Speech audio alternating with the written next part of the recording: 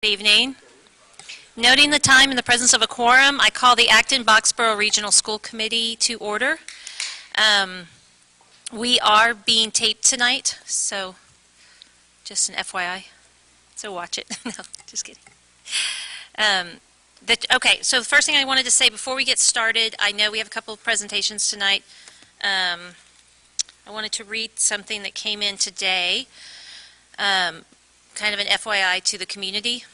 Our current town manager will be retiring in June 2018. The town manager is responsible for the management of all town departments and oversees all budgetary, financial, and personnel administration activities of the town. The town manager's search committee values community input in the search process. Thanks to all who came to our forum on October 26th and gave us suggestions, input on this very important search. For those of you who missed the forum but would like to send us feedback, we have an online survey which will be open until Friday, November the 10th. We would like to hear from you about what you view as the major issues and challenges the town of Acton is facing, as well as the personal attributes, leadership qualities, and other relevant experience our next town manager should possess. And then there's a link, bless you. There is a link on the town website to actually take the survey. And this is from the search committee, the town, so thank you. Thank you, Amy. Good evening, all. The first item on the agenda is the permanent superintendent search and selecting a search firm. There are two firms that will be making a presentation for you tonight. You received in the packet for the last meeting all of the materials that the two firms who will be here tonight sent. So that would be helpful. The first presentation is from New England School Development Council, otherwise known as NESDEC.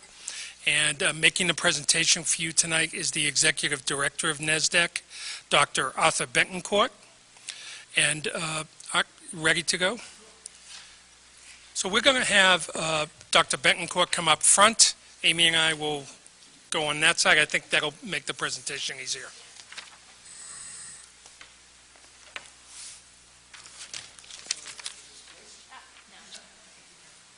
Should I take the gavel?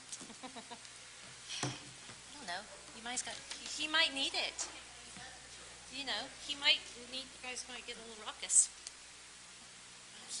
No, please. No, absolutely.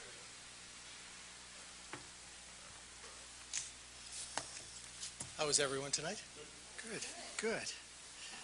I have something to pass out. Would that be okay? Well, you may have seen some of these already, but just to refresh your memories, 1, 2, 3, 4, 5, right? 5.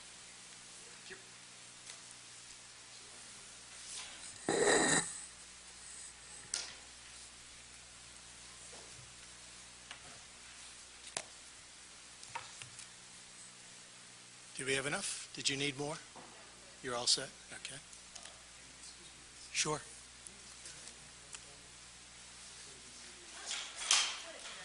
Oh, thank you. That helps. That helps. Okay. Thank you very much.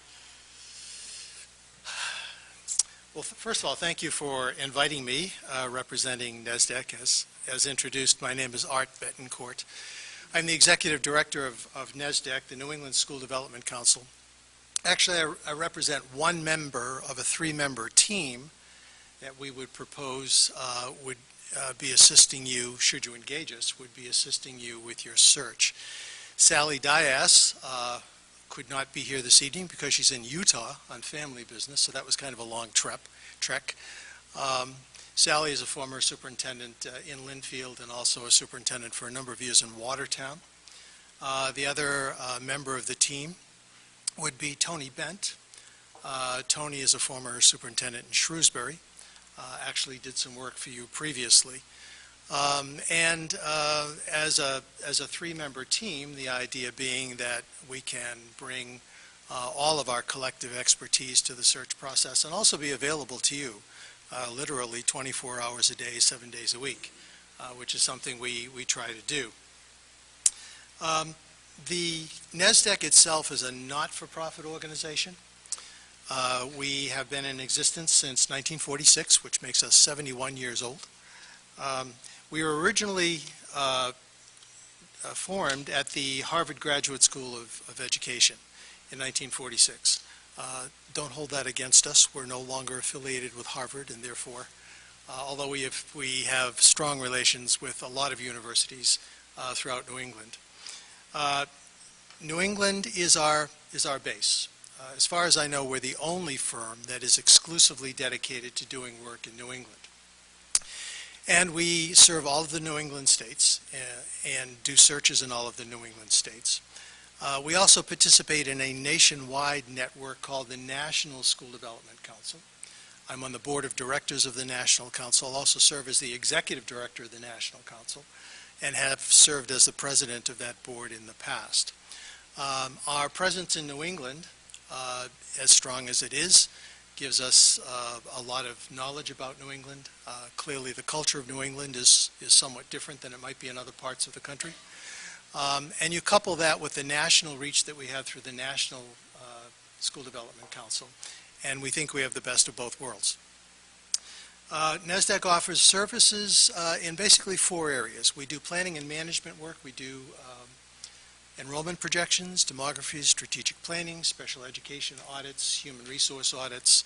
We also have a legal division which does a lot of work in Title IX and civil rights issues, including audits and training. We have a professional development wing which offers professional development activities from the superintendent, board superintendent, right in through building administration, teachers, and right down to support staff, I should say including support staff. We also have a research and development arm. We have a national presence in what we call team governance, which is helping school committees and administrative teams function in ways that benefit kids. And lastly, the reason I'm here speaking with you this evening is our executive search division. Our executive search division has done well over 500 searches throughout the New England states since we've been doing this work. Actually, it's probably well over 600, but we say 500 to be conservative because basically we know we've done many more than that. And as I said, we've done searches throughout New England. A couple of things that I think are important to know about us. When we come in to do a search for you, we consider it assisting the school committee with a search. Therefore, we want this search to be perceived as your search and not our search. So we work very hard to understand the way that you want your search to roll out, the kinds of things that are important to you, and also to understand the culture of your community so that we can fit the search within the parameters of the culture that you have here. And every city or town is a little bit different. We try very hard to accommodate the unique needs of every city and town that we work in. The other thing that I think is important to know is that we have a long tradition of helping districts design community outreach and community engagement. So we have done literally thousands of focus groups. I noticed that you're doing a survey for your next town manager. We've done hundreds of surveys. We also do facilitated conversations with small groups, and we do interviews, and basically this is what we do. The focus groups, the surveys, the interviews actually are part of many other things that we do. If we're doing strategic planning, for example, we're doing focus groups and surveys and that sort of thing. If we're doing special education audits or human resource audits, all of those skills come into play as we do our work. The other thing that I think is important for you to know about us is that we make a commitment to not recirculating candidates. In other words, we don't have what's called a, quote, stable of candidates off to the side and start cherry-picking people for a particular search. Every search that we do is built from the ground up. Every applicant pool that we develop is built from the ground up, and it's based on a candidate profile that we develop with you. So we will go through a process, if you agree with the process, of determining what the community is looking for through various means, focus groups, surveys, interviews. understanding what the community is looking for, and then bringing that back to you as a school committee and saying, okay, here's the data, here's what we've collected, here's what we can bring to you. Now let's have a conversation about what that means to you, not what it means to us, but what it means to you as a school committee. And we facilitate that conversation. At the end of that conversation, you end up with a document, a successful candidate profile. It's usually 2 pages, maybe 3 of bulleted concepts or statements about what you're looking for. That candidate profile drives our recruiting efforts, it drives our advertising efforts, it drives our outreach efforts. It also drives our work with your screening committee, should you choose to use one, where that candidate profile is the major topic of discussion when we sit down with your screening committee and say, okay, what are we looking for? How do we formulate questions? What are we trying to find out about these candidates? So all of that prior work goes into, and the ultimate development of the candidate profile is really what drives the way that your applicant pool comes together. NESDEC, rather Acton Boxborough is a NESDEC affiliate. You'll notice in the cost proposal that I gave you that there's a 20% discount as a result of your affiliation, and thank you for that. We appreciate your being a part of us. I'll also just quickly note, and sometimes it gets a little chuckle, that our searches carry with them a written warranty. And that warranty states a couple of things, just very briefly. Number one, we do the search until it's done. So we continue to work with you to develop your applicant pool and to find the right candidate for you. After you've found your candidate and you've made your appointment, we warranty that for a 2-year period of time, if that appointed superintendent leaves for any reason other than retirement or to take on another position in the municipality or in the school district, that we will come in and do a subsequent search for no additional fee. All we require are the expenses, and you'll notice that in our cost proposal, the fee and the expenses are separated out, and the expenses is a very small number of the total. Now, with all of that, what I can do is I can go through the outline of the search and go through each step of the search, or if it's more productive in terms of your time, I'd be happy for you to guide me to those areas that you would like me to talk about. So perhaps at this point, the committee could guide me in terms of which approach you would prefer. And I will also tell you, I do not have a PowerPoint. I would prefer to just have a conversation with you and highlight on those things that you might be interested in. So can someone give me some direction, perhaps?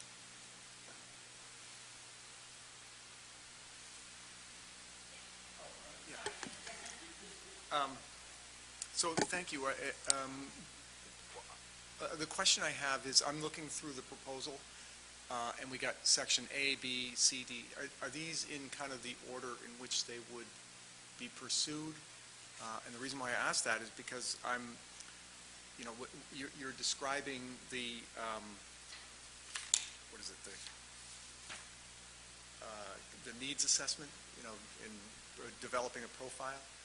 But that's section F, after we've done The outreach. the outreach recruiting, and advertising. Yeah. Shouldn't that piece be before the advertising? We get that question a lot. Okay. You can do it that way.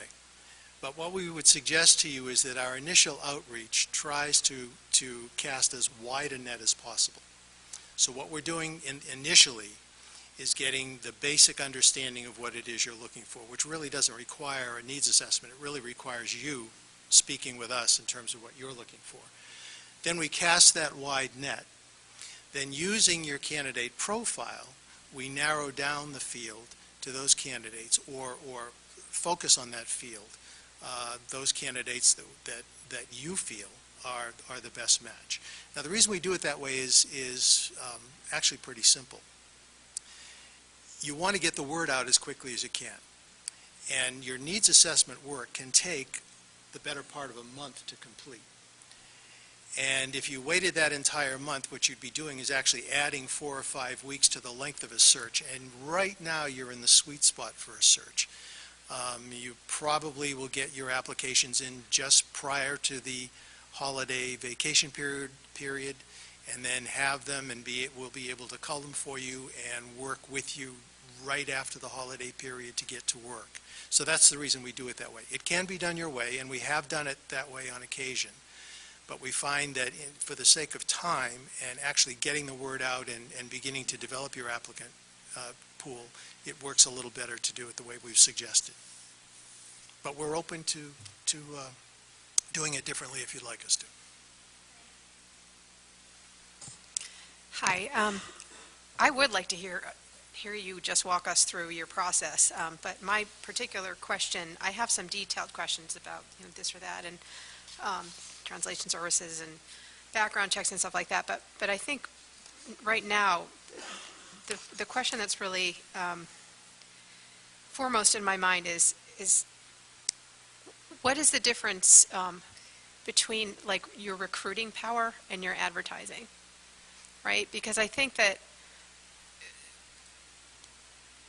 advertising is fairly straightforward, but it's the recruiting power that that's a really valuable piece of what you would provide to us. Mm-hmm. And I noticed that you do affiliate with NSDC, which has a little bit broader reach than just New England, but also with the suburban school superintendents. So if you could just talk a little bit about how wide really you cast your net and what your recruiting practices are, that would be helpful. Well, to answer the last part of your question first, I think the effectiveness of recruiting is demonstrated in the applicant pools that we get. And I mean, we speak to people, and you'll have to take my word for it but I am telling you the truth. We get inquiries from all over the country. And that's because not only do we have the national reach, but people pay attention to us because we're well known. For example, we don't differentiate between a regional search or a state search and a national search, because we know once a search goes up on our website, people are going to pay attention to it. And that's important because the name recognition is out there. And in fact, it's funny, but we get RFPs from all over the country asking us to do searches outside of New England, which we simply don't do. So part of it is the name recognition that we have. Part of it is the collegial piece of the relationship that we have with the NSDC. The members of the NSDC are people that I know personally. We all know each other personally. A lot of the study councils, which is what NSDEC is, are in major colleges and universities. So when we talk to our colleagues in those universities, they can encourage people to apply verbally through their own networks. So not only do we have our network, but we have the network of the network, so to speak, which obviously multiplies the efforts.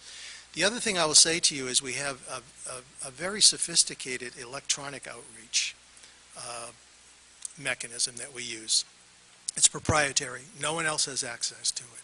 We have a person dedicated to updating it constantly because the people in superintendencies and assistant superintendencies are moving around, quite a bit. So we keep that up to date, and we use the electronic means to get out to people that we think, not only people that we think might be interested, but out in general, to folks to let them know that we're working on this search and that we're ready to talk to people who are interested. In addition to that, we make telephone calls. There are people, well, it works two ways. There are people that call us, obviously, and say, keep me in mind. And with us, they know that they're talking with a firm that's trusted. Confidentiality is important. And so we hold those conversations in confidence, and when the time comes, when we think there's a position that's suitable for those people, we will call them and say, you asked us to keep you informed. Here's one you might want to take a look at. We also have the hard copy network, which we use, and that includes a letter that we compose with input from you and upon your approval that we send out to about 800, 900 points of contact nationwide. So we have not only the hard copy, we have the electronic, we have our NSDC network, and we have our own regional network, again, which is proprietary through New England. So our recruiting and our outreach is, I don't think anyone can really do it any better or any broader than we can. The bonus to that is that because we're a New England-based firm, we know New England. And so although you're going to do a national outreach, and you probably will have a number of people that are applying from other parts of the country, the fact of the matter is most of your applicants are probably going to come from New England. And when it comes to New England, we're working with school districts in New England all the time in the New England states. And when you work with them, for example, on a strategic plan, you get to know who's in those districts. Or when you're doing demographies, you're working with an assistant superintendent or a superintendent or a business manager. So you know the people that are there and on the way up. So that works in our favor as well. And knowing the culture of New England the way we do, and frankly, knowing the individual culture of each New England state as we do, is a plus for us too, because it's different. You can come in from Arizona and think that things are going to be like they are in Arizona. They're not. You come into Massachusetts, it's very different. The amount of community participation is different. The accountability is different. The way you relate to your constituency is different because you're not relating on a county-wide basis. Usually you're relating to a town, and you're part of that community. So all of those things, I think, come together to help us in our recruiting efforts and to understand the kinds of people that we try to attract to your position. Did I answer your question?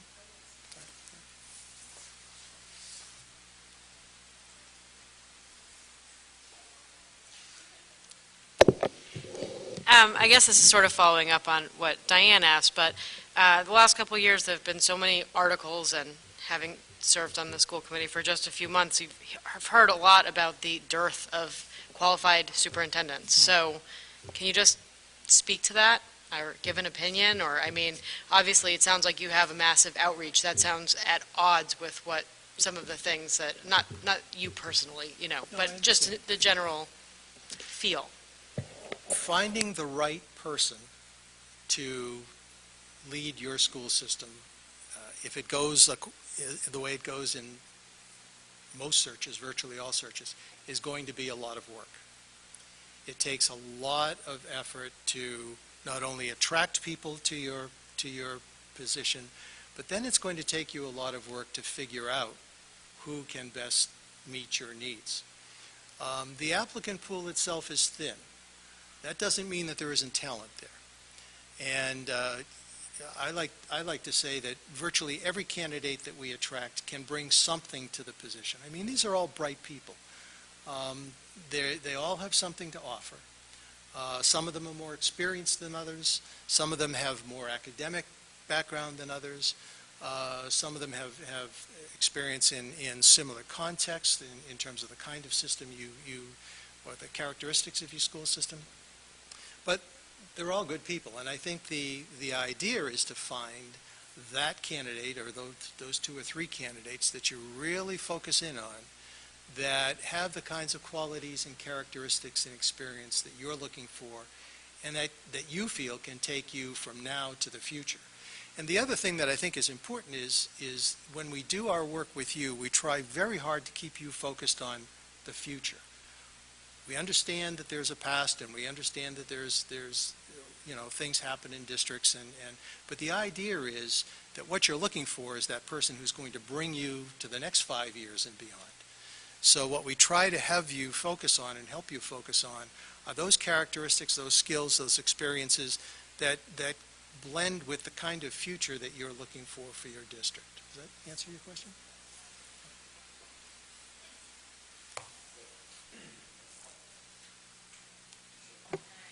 Well, Deanna's not here, so I'm going to take hers.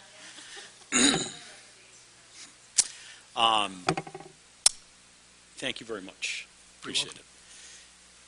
So what are your thoughts on someone that's going to go through a search that will probably have an internal candidate?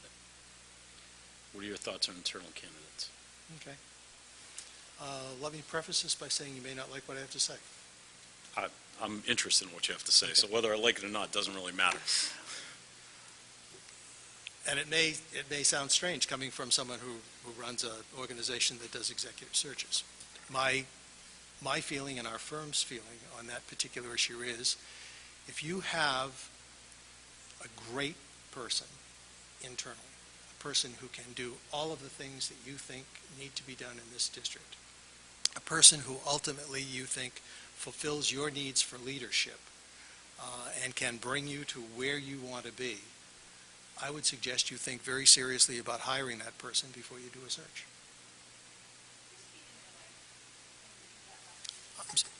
I'm sorry.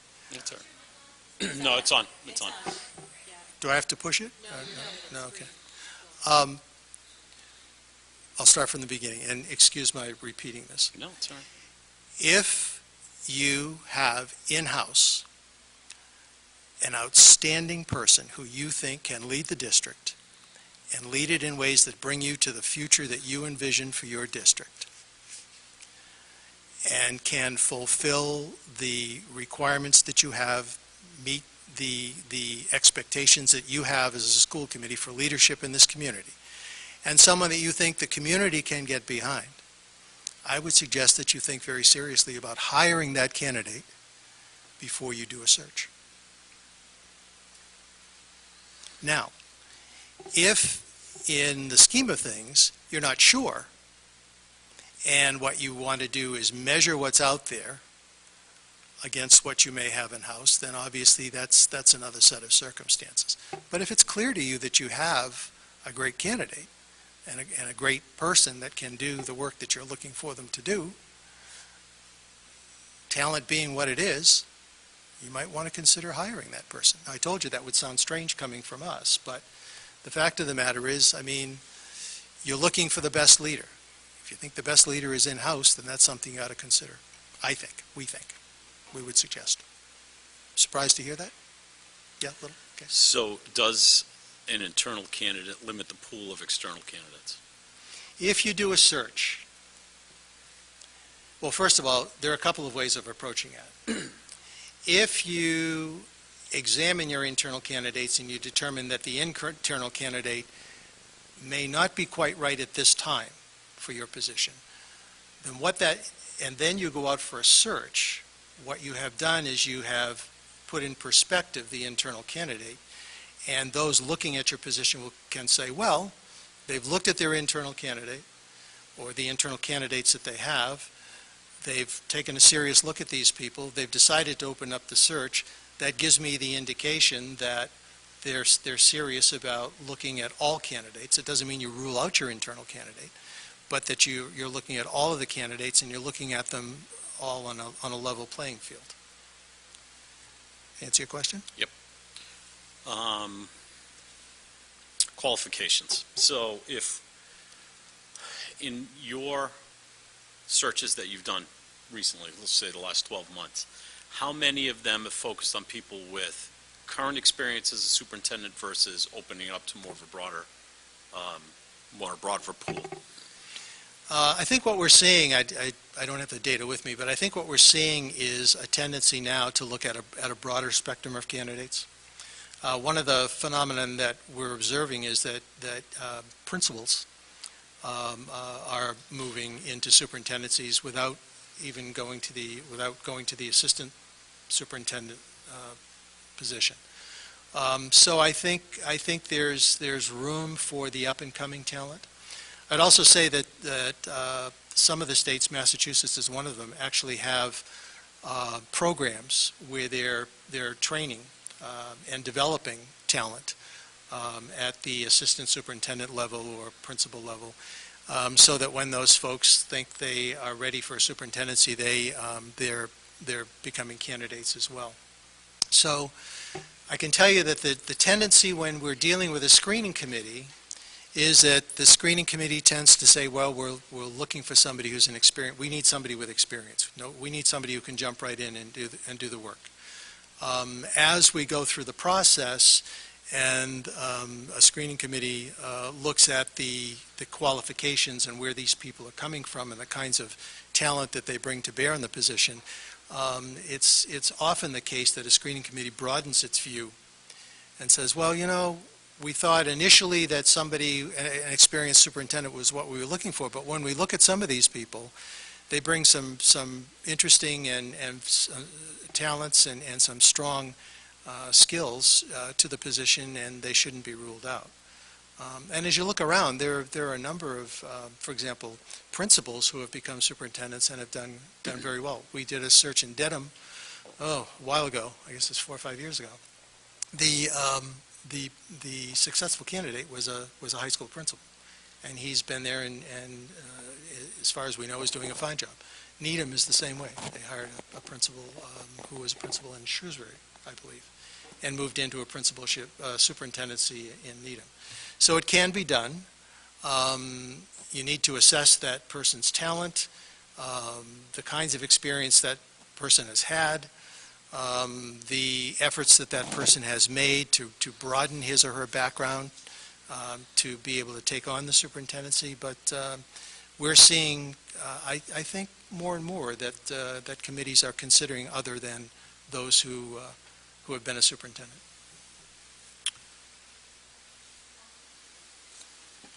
So I hate to harp on this profile.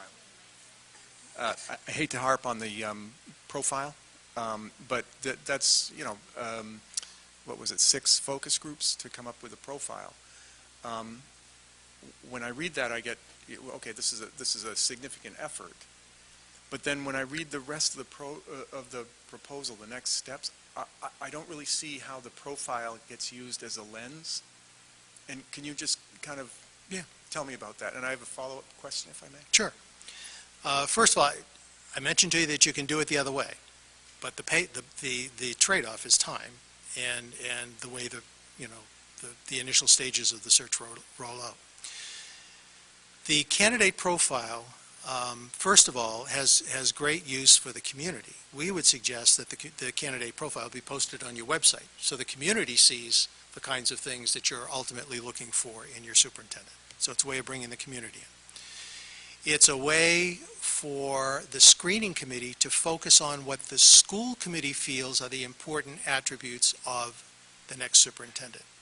In other words, it creates the framework within which the screening committee goes through its selection process. And we can talk more about the screening committee if you wish, because it's a little different process at the screening committee level than at the school committee level.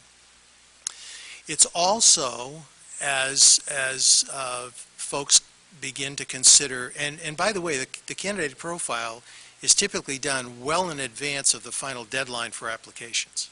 So, if that's one of your concerns, that really doesn't enter it.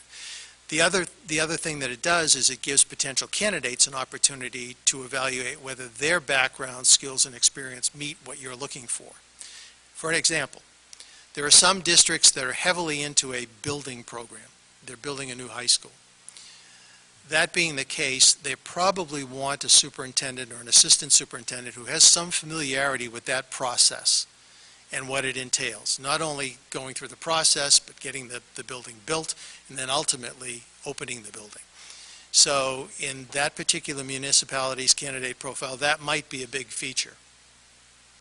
Another community, possibly an urban community, might have a large influx of immigrant students, and therefore that's a major concern for them. And so their candidate profile would probably reflect the need for some diversity or knowledge of diversity in terms of a community and how one functions in that kind of a context.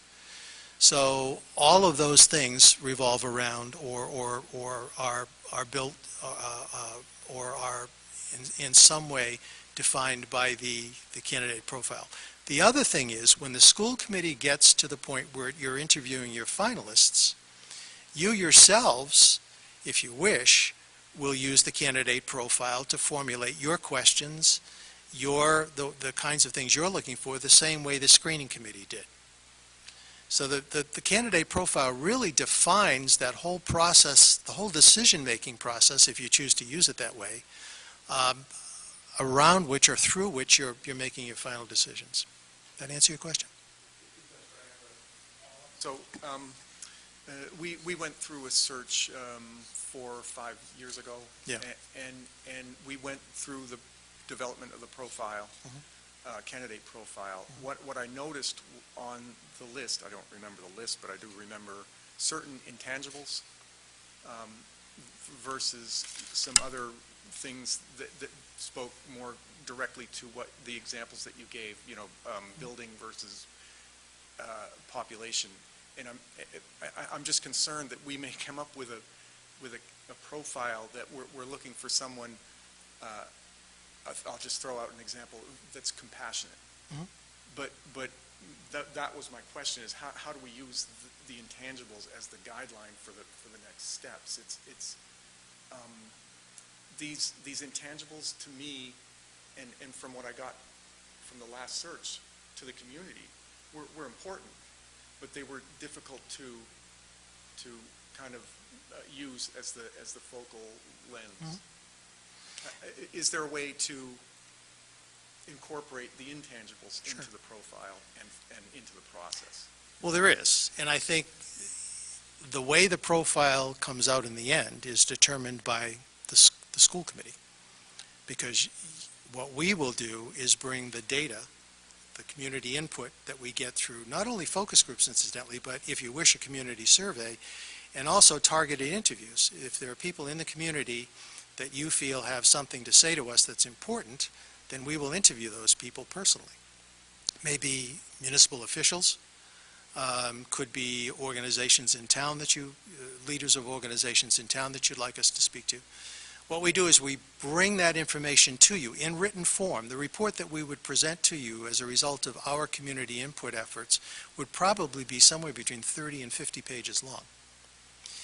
We would cull through that information to give you what we think are the highlights of that information, but ultimately you as a school committee would look at that information and you would tell us what's important. Now, if the intangibles are important to a majority of the school committee, or if the school committee is willing to have those introduced into the document, then that's what they become. Now, in terms of determining success vis-a-vis the intangibles, past success is usually a pretty good indicator of future success.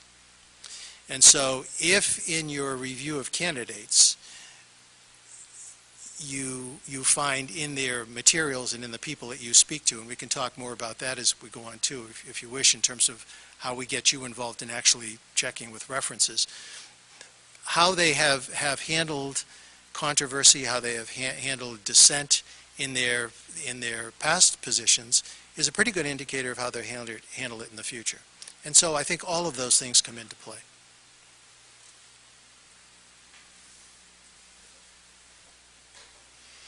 So I'm not sure where we are on time, but I think it would be really helpful to sort of walk through the process.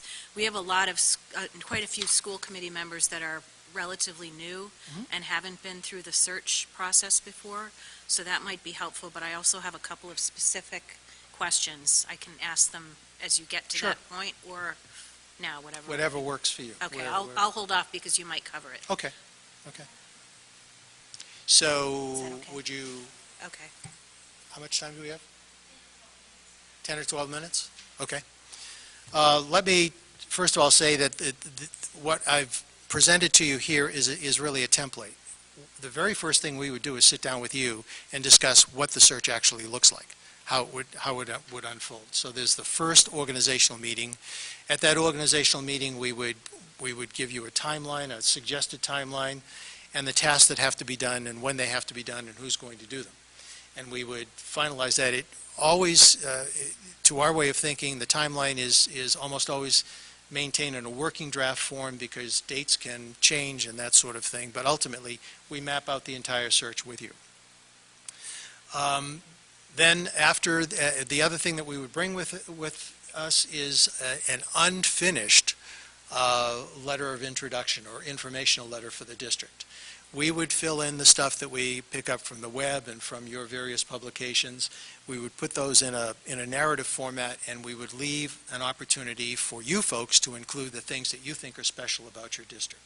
Awards that your district, your students have received, special programs that you are initiating, particular facilities, activities that you have going on, that sort of thing. Then we would finalize all of that. From that information, we then develop an outreach program, which includes hard copy and electronic outreach. So we would use your text that you develop with us to reach out both regionally and nationwide. In addition to that, in addition to our own network, we have access to several web boards where we put the announcement as well. And those are usually connected with superintendent associations around the country. You mentioned the suburban superintendents, for example, is another area. Then we would recruit. The recruiting period is about 6 to 7 to 8 weeks in depth, in length. While the outreach is going on, we work with your community needs assessment, and we would talk with you about the way you wanted that to roll out. We thought 6 focus groups would suffice for your district. You may think that 8 or 10 is what you need. You may or may not want a web-based survey. We have a proprietary survey that works very well, and because we have experience with it, it gives us a better opportunity to interpret the results. Then we develop the community profile with you. In the meantime, assuming you want to proceed this way, you would be putting together a screening committee, and we can help you with the composition of the screening committee. The screening committee, unlike the school committee, does its work behind closed doors in terms of reviewing candidates, applications, interviewing candidates, and ultimately recommending 3 to 5 candidates usually that come to the school committee for final consideration. We would then work with after we've done our work with the screening committee, we would then work with you as a school committee to help you get organized, help you develop interview questions, the process by which you interview, the visitations, and all of that. Also, as part of our process, as we're in the finalist stages, because you do your work in public, the candidates' names become public, we then can get into our vetting and our reference checks. So we will be reference checking from the very first opportunity those names become public, and we will be delving into their references, not only the references they give us, but digging down below those references. While we're doing that, we're noting those references that have something important to say about the candidates. And if you wish, we will make you aware of references that we think someone on your school committee should speak to directly so that you can get the information that we think might be important to you. So we give you that opportunity as well. If you wish, you can also visit the candidates' districts or places of employment. That's tending to become less used. A lot of school committees now are not sending folks into the districts, but you can do that, and we can talk about that as you get closer to that time. And then there are options for you. We can do more focus groups if you wish. We can do a personalized brochure. Brochures take time. There's some expense involved. And we also talk to you about fee-based advertising. You don't need to advertise any more than what we've included. But if, in fact, you wanted to consider fee-based advertising, there are a couple of places, and they're mentioned in the proposal, that you might want to consider. There's no markup on those fees. That invoice comes directly to the district, and it is done at your discretion. Thank you, that's really helpful. So could you talk a little bit about what you've seen in terms of makeup of a screening committee in your experience, and also talk a little bit about how you've seen those screening committees be chaired, whether it's school committee chairing that or a combination of community members or whatever? Yeah, we would suggest that a screening committee be somewhere between 12 and 16 people. We have worked with screening committees that have been close to 30. We would suggest you not do that. But a dozen, 13, 14, 15, 16, somewhere in that category. Constituencies within your community: parents, teachers, administrators, other stakeholders, the municipal officials. And then we would suggest that in your numbers you balance those out so that it's not heavily populated with one group over another. Would suggest that at least one school committee member be on the screening committee. We suggest 2. We also suggest that the school committee member chair the screening committee. That helps in terms of bringing the school committee's thoughts into the screening committee process, the focus on the candidate profile, for example, and keeping us focused on what the school committee is looking for. The other thing is it makes very, very clear, and we continue to hammer away at this, the screening committee is not making the decision about the next superintendent of schools. What they're doing is they are screening a number of candidates that then will be narrowed down. And those candidates that they think fit the candidate profile and have the kinds of skills and background that you're looking for, they would pass on to the school committee for further consideration. As I said, the preliminary screening by the screening committee is typically done in executive session, so that all of that is behind closed doors. The only names that come forward, and it's usually done the way we do it, is in alphabetical order, a list of the candidates, where they're from, and then they're passed on to the school committee. That explain? Yeah, we have time for about two more. Go ahead, Eileen.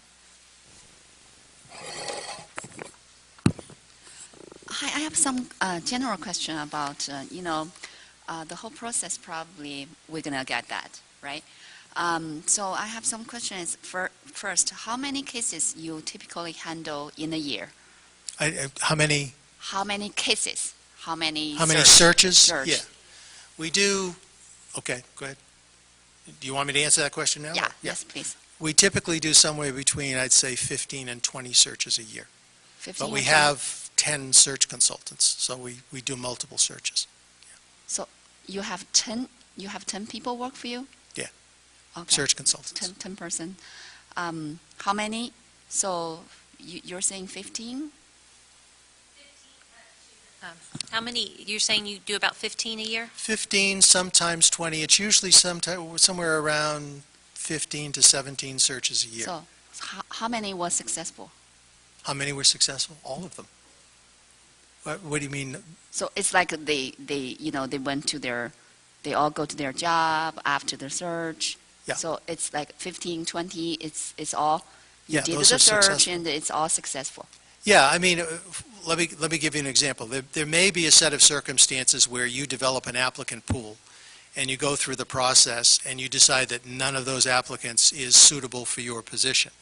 We just continue developing another applicant pool, so that in the end, we do the search until you find the candidate that you're looking for. Right now, all of the superintendents that we have placed, with the exception of one, remains in his positions for the last 5 years. Okay. All right. So the second one is kind of related with the first one. How many cases you handle at the same time? How many search almost you're doing at the same time? Okay, let me clarify just one step further. Each search consultant does no more than two searches concurrently. In other words, a search consultant might do your search and might be involved in one other search, but we limit it to two at the same time. Okay? Now, there could be a situation where you do a search starting now, and it finishes up in January, and a search consultant would then take another search in January, leading down to the rest of the year. But the limit per consultant is two searches concurrently. Yeah, thank you. I think you quite get my question. That's what I concern. Okay. Thank you. There one more thing about advertising. I'm reading this pack, the cost pack. If we are using we will use your service, and I don't know if other people, any other of us trying to look this, and I think the advertising campaign, the third one, is cost a lot, and I'm not sure if 1 week cost 1,750 will be really effective. I suggest for the advertisement, the first and second, maybe we do 1.5 months. Your first line, which is advertisement in top school jobs, maybe we can do that 1.5 months. And second one is job bulletin, section of American Association of School Administration website. Maybe we're going to do 1.5 months too. So I'm not sure the third one, which very costly, and it just the ads for 1 week. So that's just all my thinking. I think that's very astute. That's exactly right. The top school jobs and the AA essay ads, the first two, are electronic web board ads. Yeah. Those are fee-based. Those are very reasonable, and it is a 30-day, you get 30 days of exposure. We would suggest that you look at those. Those might be something you want to do. Not all districts do them, but some do. And I think those two are definitely worth the money. The last one in Education Week is a print ad, which lasts only for a week. We almost never do print ads anymore. Because most of the effective advertising is done electronically. So you're absolutely right. But I worry about 1 month, if 1 month is enough time for us to get the Yeah, candidate. it usually is. So that's With it. with all of our other outreach, 1 month, I think is a good time, yeah. Okay. I just want to reiterate, so you said you do 15 to 20 searches a year. In the last 5 years, that would be 75 to 100 searches. And out of those, only one In the last 5 placement, years. in the last 5 years, only one placement does not remain in That's place. right. That Thank was you. a position out in the western part of the state, yes. Thank you. Dennis, did you have a quick question? Yeah. It's got to be quick. Yep. I just want to follow up on what Bridget was talking about in the screening committee. So if we have 14 to 16 people with a cross-section of the community, usually what ends up happening is we would probably, from contractual perspective, have representation from the teachers union, correct? And then probably from the inside the building, okay? In the past, have you seen it work where there's weighted averages to people's opinions on, or specifications of what they're looking for a superintendent? For instance, parents, other community members outside the building versus people that are inside the building? No. What we usually would suggest is parity in terms of numbers. So if you have, for example, you have 3 parents, you might want to think about 3 teachers, and balance it out that way. And in fact, we help you with that process so that you can look at it from a balanced perspective. The other thing, and I want to go back to the question that you just asked, because I want to clarify something. The other thing that we would suggest is that we could help you with the selection process. Sometimes the selection of a screening committee can be almost as difficult as the selection of the superintendent of schools. And so we have some suggestions for how you might avoid the potholes, if you will, that are associated with that process. And we don't have time, but I can certainly talk with you offline. I did want to clarify with you that in those last 5 years, there may be more than one superintendent who has moved from the original position that we put him in or her in to another one, which is the case, for example, in Easton. We did the search that put the superintendent in Easton. That superintendent has now moved to another search that we did, and it just happened this way, in Dover-Sherburne. So that it's not a failure, obviously. The person was placed in another position. So that could be part of that number as well. But you also said you're not actively recruiting those folks that you've placed. Now, recruiting. No. Right, they we may can't- we choose, can't- they may choose to apply. Yeah, but- we can't stop them, but we don't actively recruit the people that we place, no. Okay, But I thank mean, you can't Yeah, no, prohibit it understand that, either. yeah. So, Okay, thank you so much. If there's anything else, then we'll say goodbye and be in touch. okay, thank you very much for the opportunity, and regardless of who you choose for your search, I hope it goes well for you. Yeah, take care. So I think we should take maybe 2 or 3 minute break while there's the switch.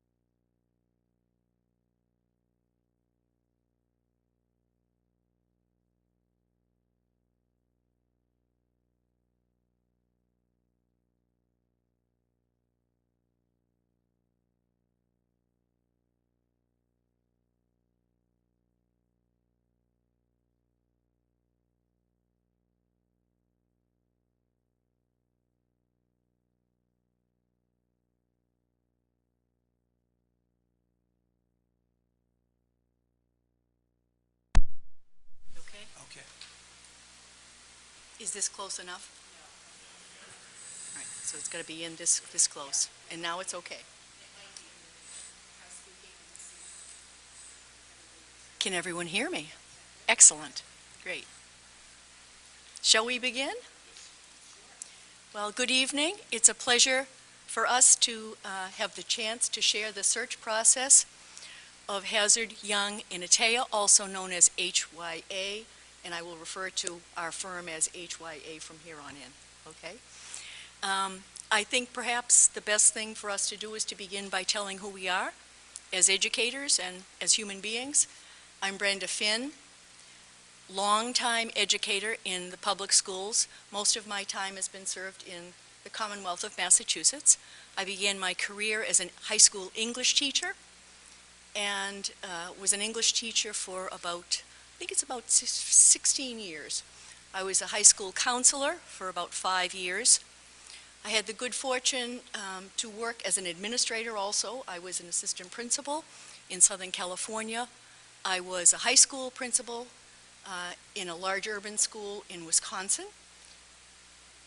I also had the opportunity to work in post-secondary education for a few years in Wisconsin, where I served as the academic vice president in the Wisconsin Technical College system.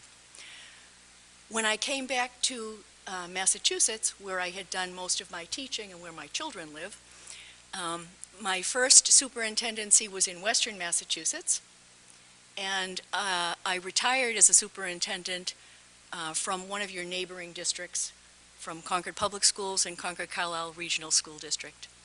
So that's a little bit about me. I've done some things in my retirement, but that's basically what I've done and who I am as a public school educator. I probably should also mention some very important things to me, and I think important also in regard to this search. Pardon me. I'm a mom. I have 2 grown children, both of whom are public school educators.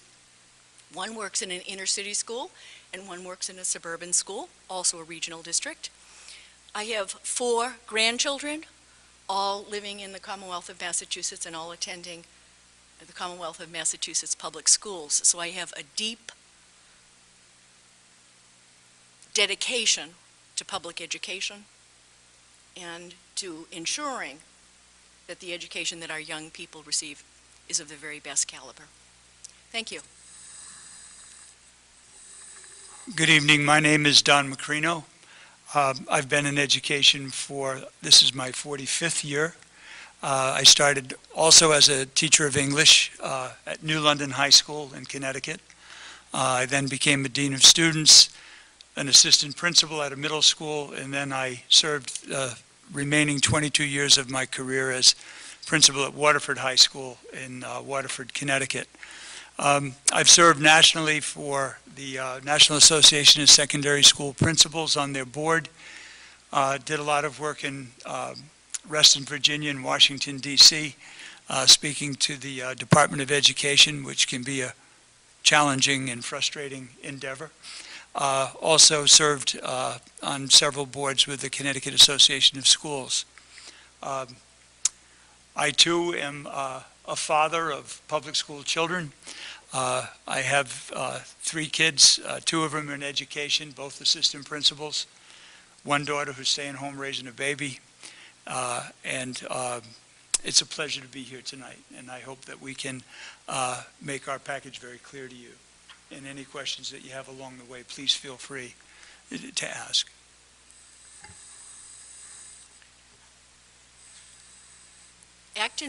Acton-Boxborough is known statewide basically for the excellence of its schools.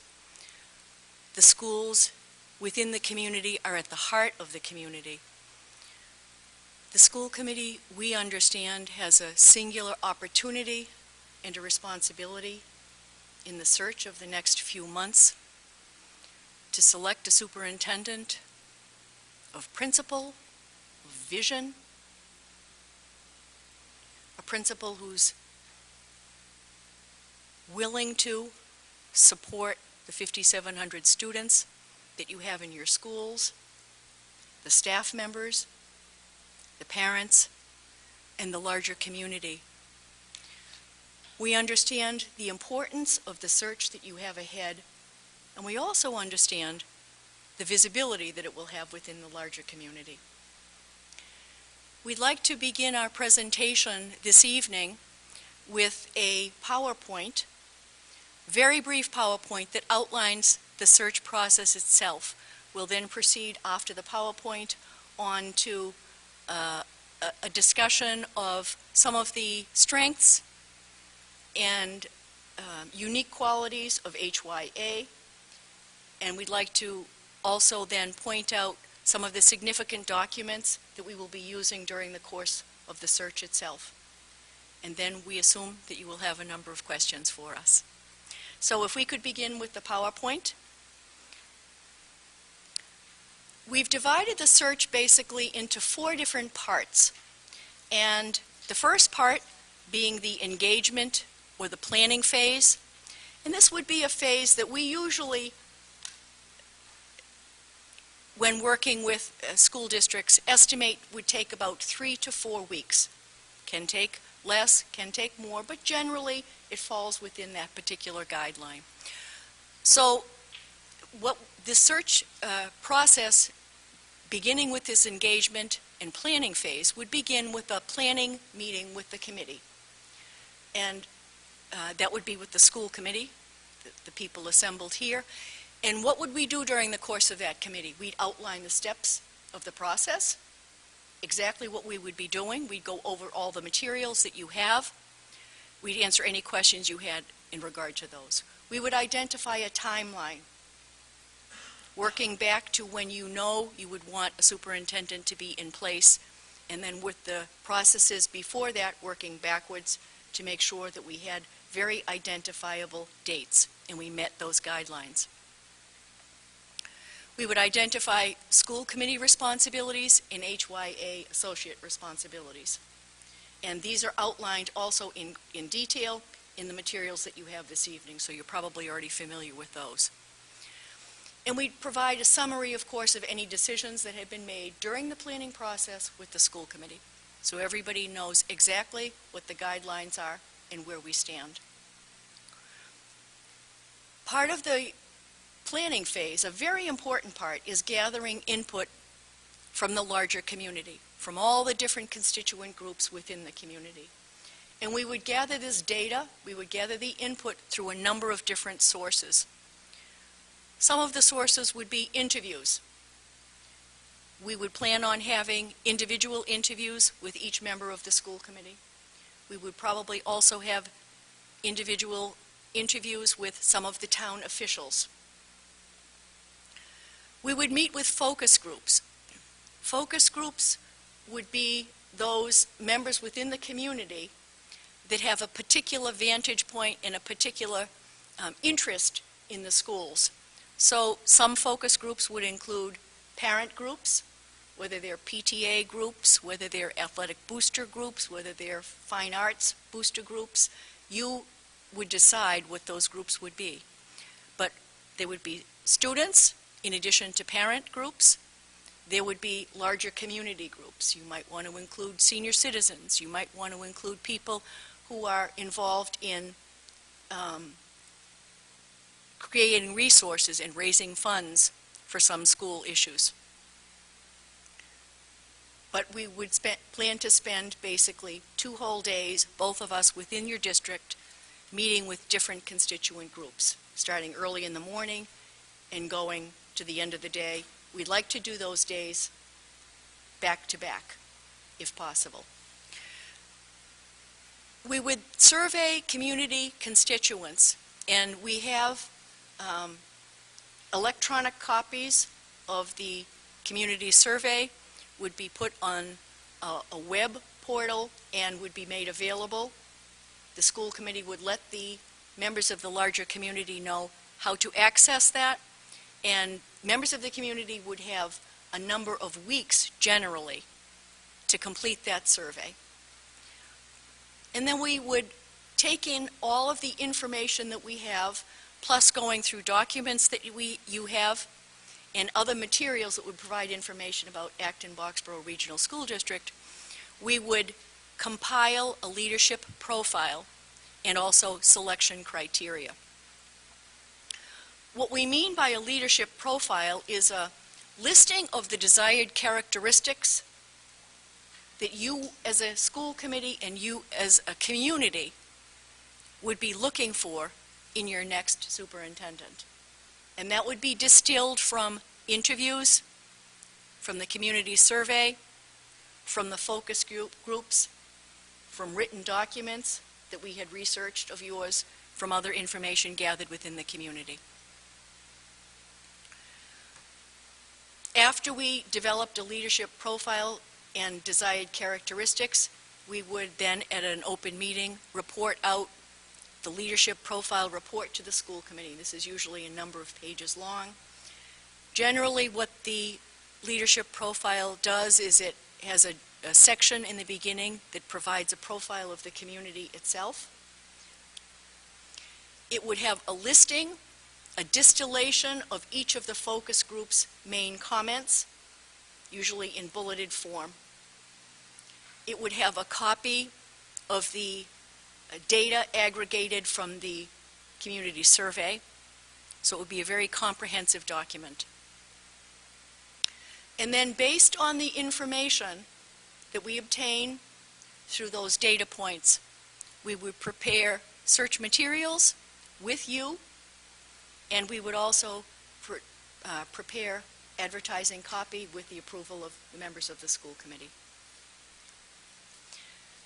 As we move into the next phase, we call this the recruitment phase.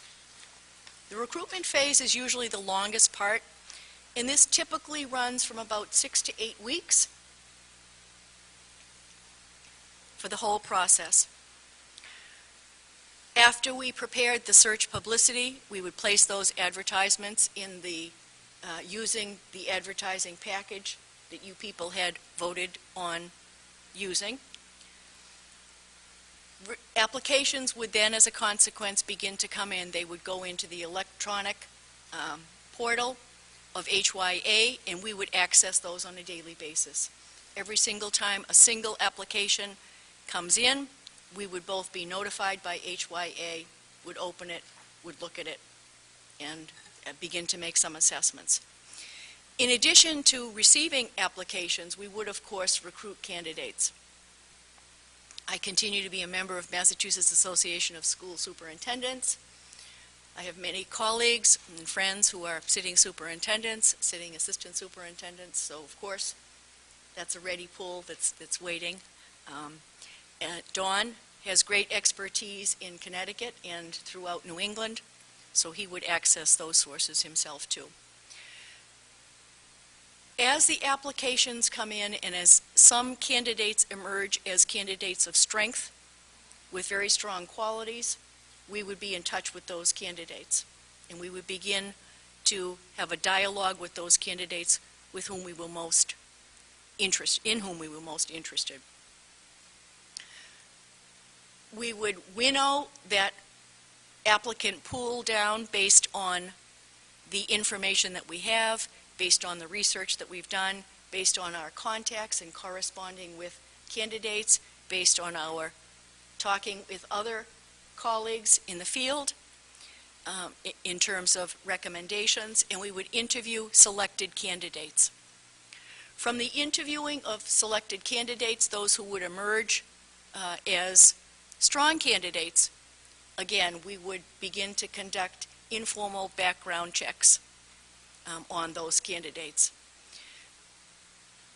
Consequence of all of this, we would identify the strongest, the best qualified candidates, and we would prepare a slate of candidates, and with that slate we would have an application packet of all the materials that they had submitted, which would include their application, their letters of reference, any personal statement that they would include. And we would have a folder for each of those candidates that we presented to the school committee as a slate of candidates. The next stage that we look at, the next phase that we call the selection phase.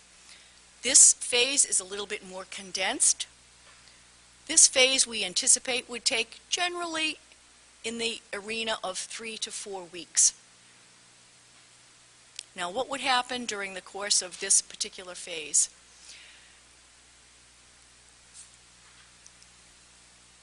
Given that the slate of candidates is now selected, the process of beginning to interview and to review the candidates would really be at hand. So before we began that process, we would anticipate that there would be an interview, not an interview, but a seminar really, with the school committee and or the search committee in regard to procedures that are appropriate in the interview process, to make sure that any questions that any of the participants had would be answered, that people understood the concept of confidentiality, and that the questions would all be appropriate.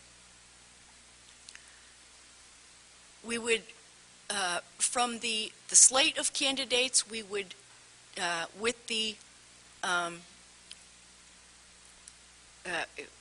after some discussion with the school committee, we would present a slate of semi-finalists. Semi-finalists, you as a school committee will determine how many candidates you would like to see in the semi-finalist pool. It's not uncommon to have approximately 6 candidates, but usually with applications, there's almost a natural break. You can tell if you have 7 very strong candidates, then of course you would go with 7. If you had 5, then perhaps you might want to go with 5. But generally, we usually aim in the area of about 6. We would schedule then the semifinalist interviews, and then after that point, we would schedule the finalist interviews. After the semifinalist interviews, we would facilitate discussions to identify the candidates who would then move on to the finalist panel. With the finalist candidates and with semifinalists, we will coordinate background checks. Clearly, with finalist candidates, the background checks will be much more detailed. If the school committee chooses with the finalist candidates to have a site visit, which is probably more often done than not, then we would assist the school committee in planning that at the 3 candidates or however many finalists you had at their place of work. If the school committee also desired that we assist in contract preparation, we would do that also. Some school committees like to do that, and some prefer to do that on their own. With the end of the selection phase, you have your next superintendent. So the school committee would announce the new superintendent. We, as members of the search committee, would communicate with all candidates at the close of the search and let them know what the resolution of that search was and thank them for their participation. Generally, as is customary, to hold a debriefing meeting with members of the school committee and also with the new superintendent to discuss some of the discoveries that we've made during the course of the search process itself. And also another point of discussion could be other transition services which might be available, in which you might be interested. So that basically is the search process in a nutshell. I know you probably have questions about it. It's gone into in more detail in our documents, and we can certainly review that in a few minutes. And I would just like to perhaps outline what sets HYA apart perhaps from some of the other search organizations. HYA has been a national search firm for 35 years. They've done over 1,000 school districts across the United States. They've done some of the largest school districts in the United States. I know we've personally been involved on the East Coast in a number of them. I've done searches in New Haven and Woodbridge, Connecticut, and some up here in Massachusetts. I did some work in Boston. I think they've put together a package that is based in research, in best practices, and in leadership qualities that they've assembled over the years. When we take all of the hundreds, if not thousands, of data points that we collect from your community, both on the electronic survey and on the focus groups and the variety of meetings that we hold, we write those up in note form, and then they go to the executive offices where a team goes to work on that, and they prepare for you a written profile. The profile is a wonderful tool for the search, but it also almost serves as a state of the union of your community because it really comes from all of you, and it comes from the parent groups, the teacher groups, the union leaders, a variety of components in the community, and it becomes a very useful tool. It also allows us and you to take a look at the types of candidates that are coming forward and find the best characteristics that we can to match that individual up with the profile and the desired characteristics. There's a full support throughout this process, both from Brenda and from me, and also the portal that would be set up if you decided to engage with HYA. The electronic portal that would be set up, you would be given a password, and you would have access to all of the documents at any time, either on your cell phone or on a tablet or on one of your computers. So for ease of communication, that's really a wonderful tool to have handy.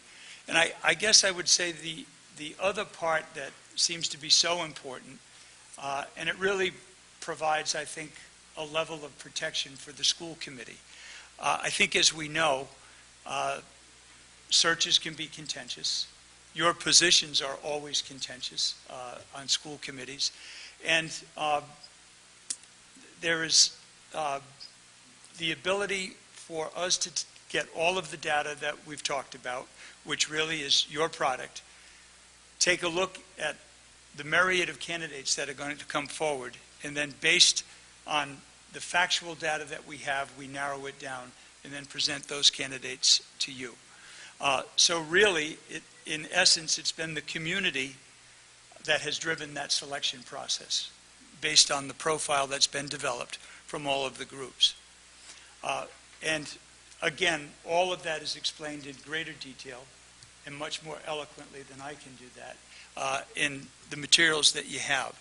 I know you probably haven't had much time to look those over, but we're fully prepared to try to answer any of your questions, and if we can't, we'll certainly get an answer for you.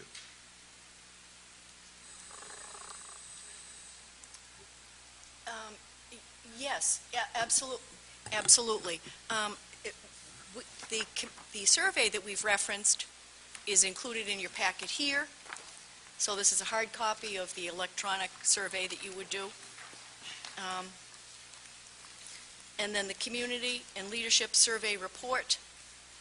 This is not an actual report. This is exactly what it says. It's a summary of what would go in there. So you would get, well, I know the last one that I wrote, for example, that talked about, it begins with the community. So there would be description of Acton-Boxborough Regional School District as a community.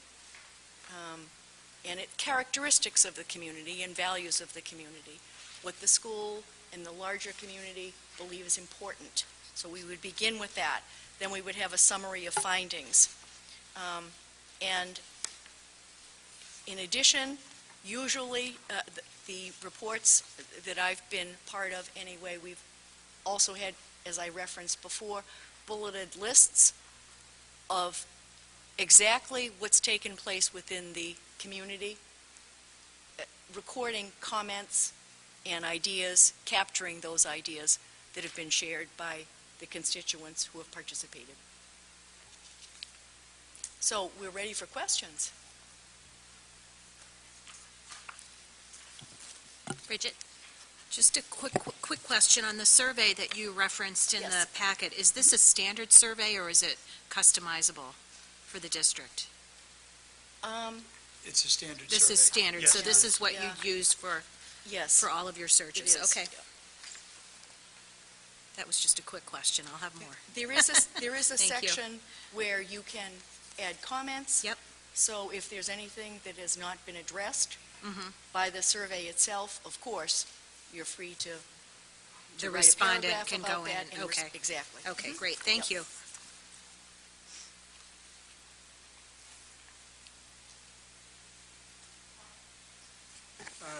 So I'm looking at the timeline. We have, the engagement phase is 4 to 6 weeks. And then the recruitment phase is 6 to 8 weeks. 3 to 4 weeks for selection. Yes. I'm looking at how that Plays out. plays out, and I'm wondering, is it possible to kind of compress engagement with recruitment concurrently, or does that make sense, or? We certainly will work with the school committee and try to accommodate what your needs of your particular committee are. The challenge is always to provide enough time so that everybody within the community believes that he or she has been able to participate and share his or her ideas. Balanced with, and also candidates have enough time to complete a thoughtful application and to submit it. Balanced with a process dragging on too far, where momentum is kind of lost, where you might lose good superintendent candidates because they're involved at this time of year in other searches. So you don't want to have your candidate of choice signing with another district the week before. And also, the other fact of life in terms of superintendent searches is most current superintendents are under contract, and so you have to work with the contract that they have in terms of release. So if they have a 90-day release, then you'd have to have someone on board before April 1st. If they have a 120-day release, it would be March 1st.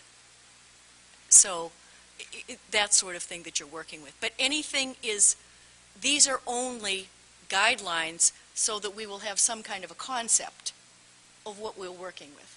And some committees work more swiftly, some take a little bit more time.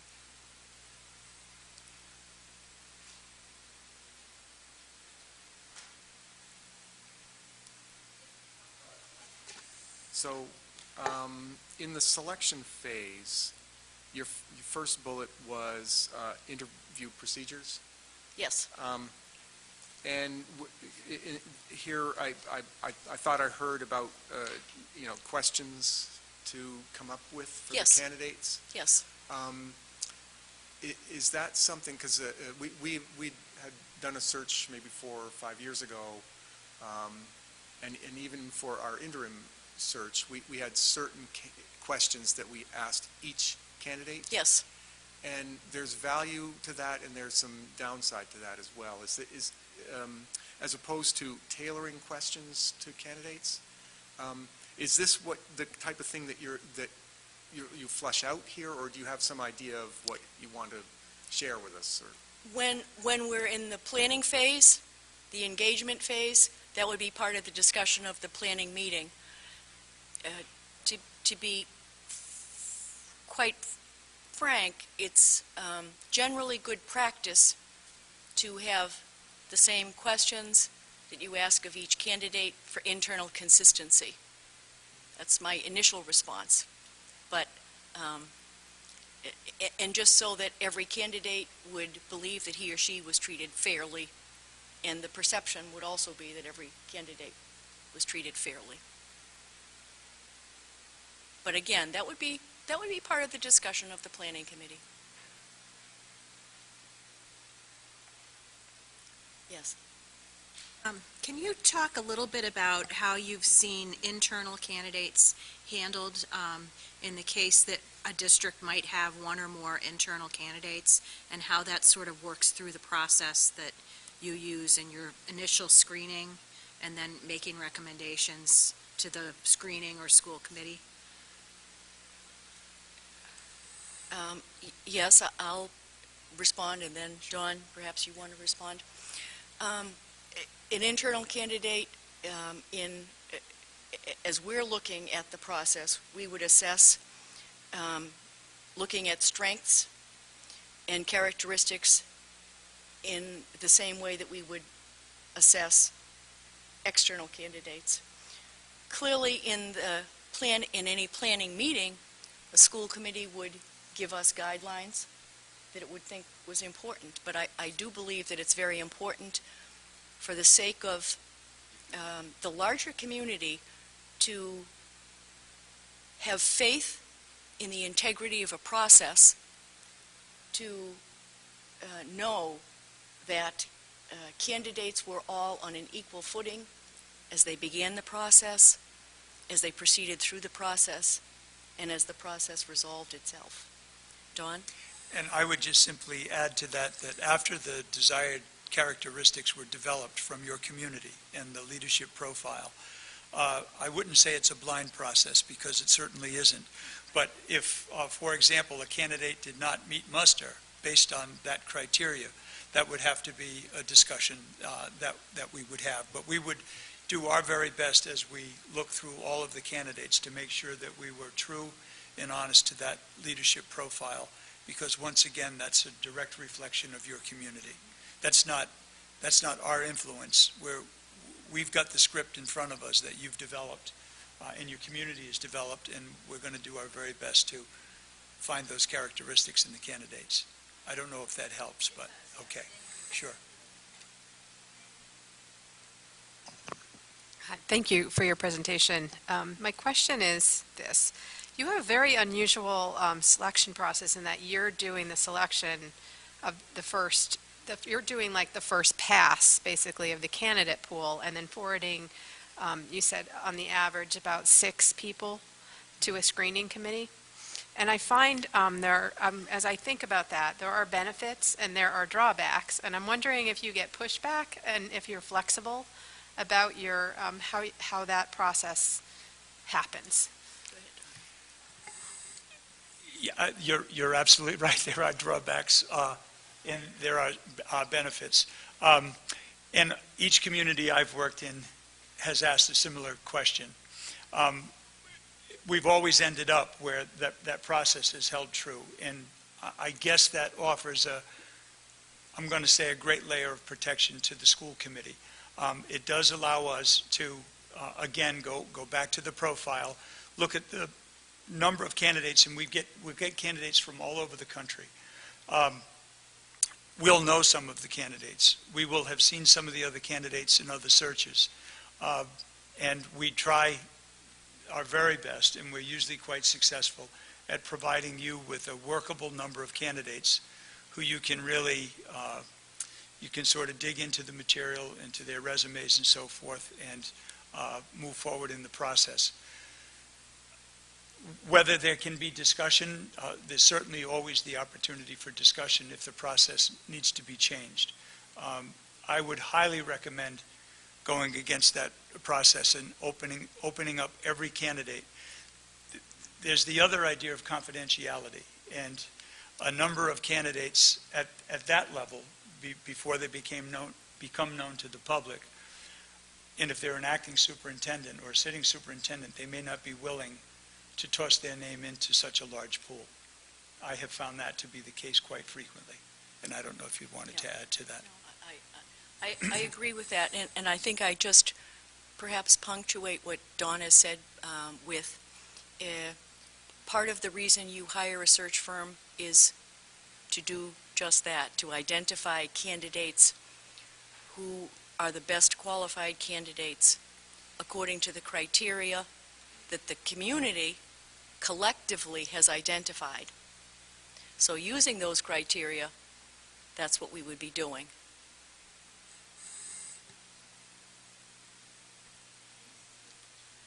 I want to follow up. First of all, thank you. I wanted to follow up on something Bridget said about internal candidate. Does the inclusion of internal candidate limit the pool of external candidates? And if so, how do you guard against that in your outreach? Well, I'll speak from my experience as a superintendent, retired superintendent, but superintendent. If I, as a candidate, was aware that there was a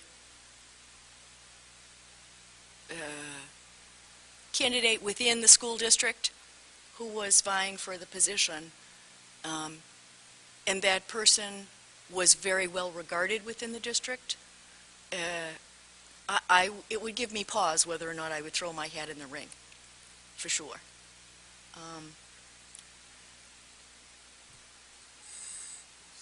Okay, so you're the search firm, and your job is to broaden out the search as much as possible. How do you communicate to other candidates that that they should actively look into this position and not get caught up in that particular scenario? Take a stab at it? Or- Go ahead. Okay. I mean, just again, to be very frank, if there's a candidate internally who's a sure thing, you certainly wouldn't need this, the search firm. I think if we're assured by speaking with you as we go along in the process that this is an open search and it's an honest search, we can convey that to any of the candidates who may apply. If we feel differently about that, we'd certainly have that discussion. I've encountered a number of searches where there have been internal candidates, but I've also been assured by the school committee or the Board of Education, if it were in Connecticut, that this is truly an open search and no one has the inside track.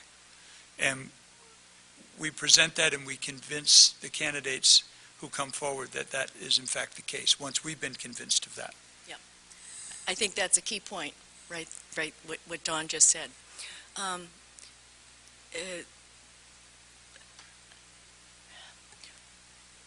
Once we've developed from your input the desired characteristics, it's our job, it's our responsibility then to come forth with candidates who mesh with those desired characteristics. That's what you've hired us to do, and that's what we would do. What does that mean?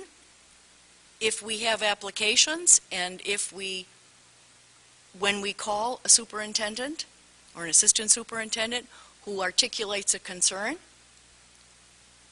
then part of our job is to say, you're a strong candidate, you meet these qualifications, we think that you're a good match, and here's why. That's part of our job. And that's what we do. If I may just add, and after the fact, the documents that you will have received that have been developed, and I don't mean to continually repeat myself that you have been the people who have actually developed it, you and the other constituents in the community. After the fact, after a superintendent is selected, that becomes again one of your most valuable tools, because if the match has been an honest, accurate match to the characteristics that have been developed, you can point to that to anyone who may come forward and question either the candidate or the process. You have the documentation in your hands that shows that it's the right match. And that may be an internal candidate.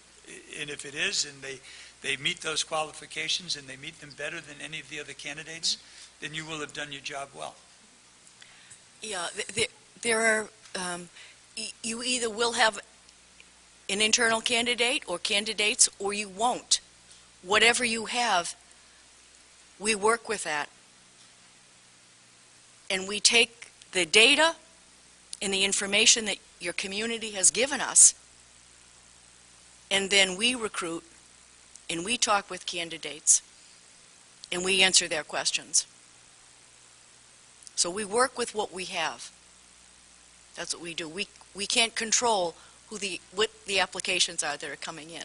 We can control our response to those applications.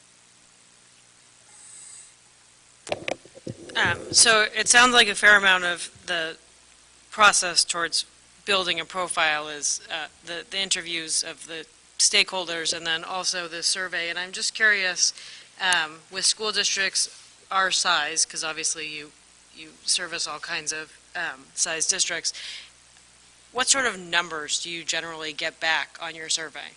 Like how many, with a student population of 5,700 or 5,800, about how many surveys, sorry to be specific about that, but we've worked with surveys in different capacities the last couple of months. I'm just curious what your general response rate is. It really That's, depends on yeah. the size of the community. Depends on the profile of the community, too. Yeah. But, that's a great question. I should have been prepared for that question, and I'm not. So perhaps I can do some work tomorrow and get back to you on that one. But it does vary greatly with the profile of a particular community.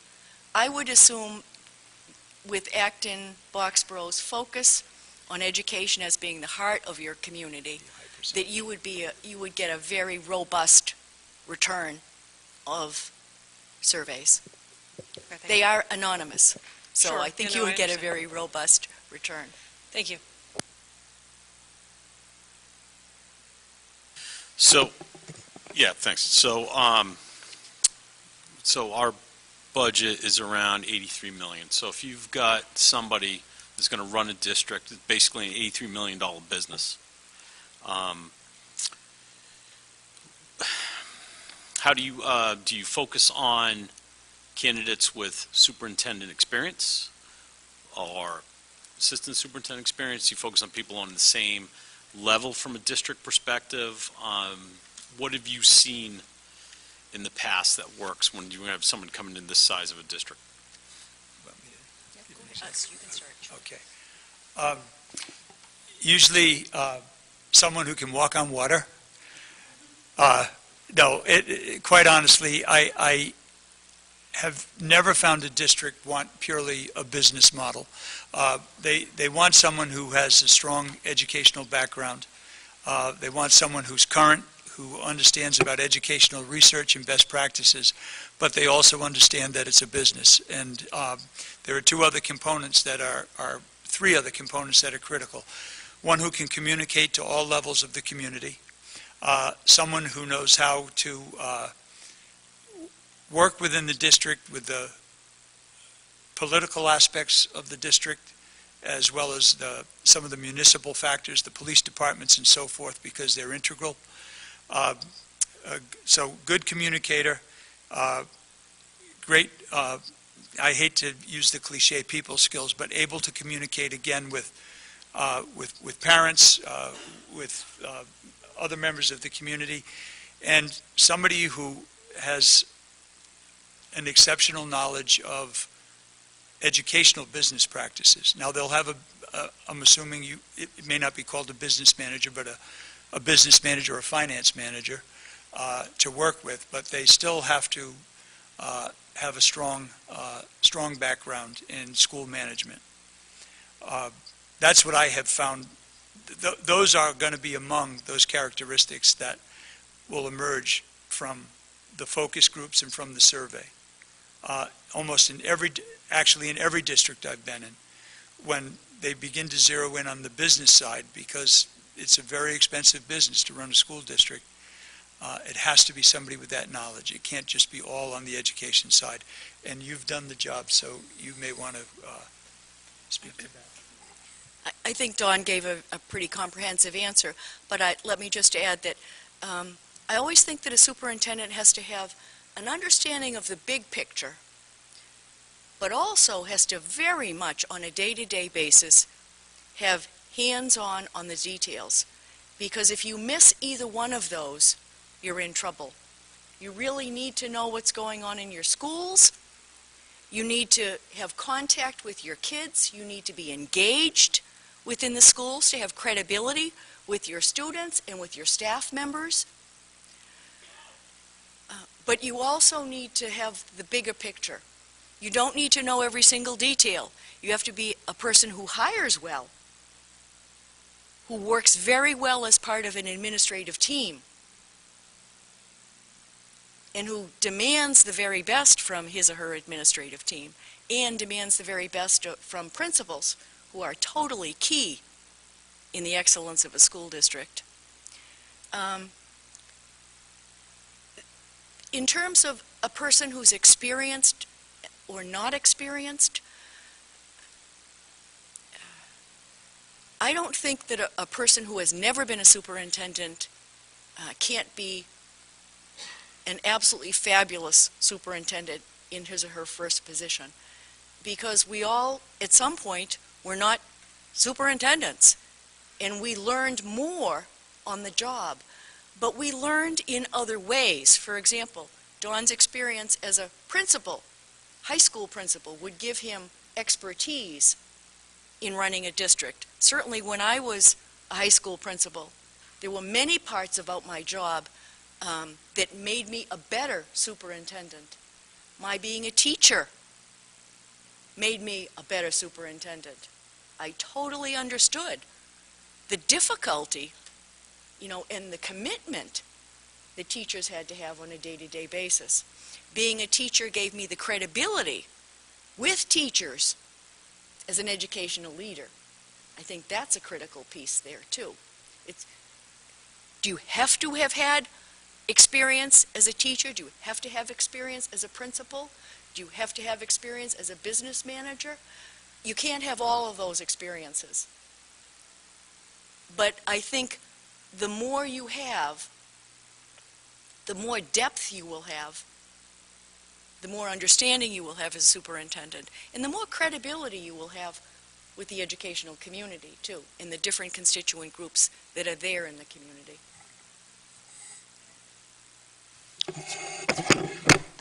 Two questions.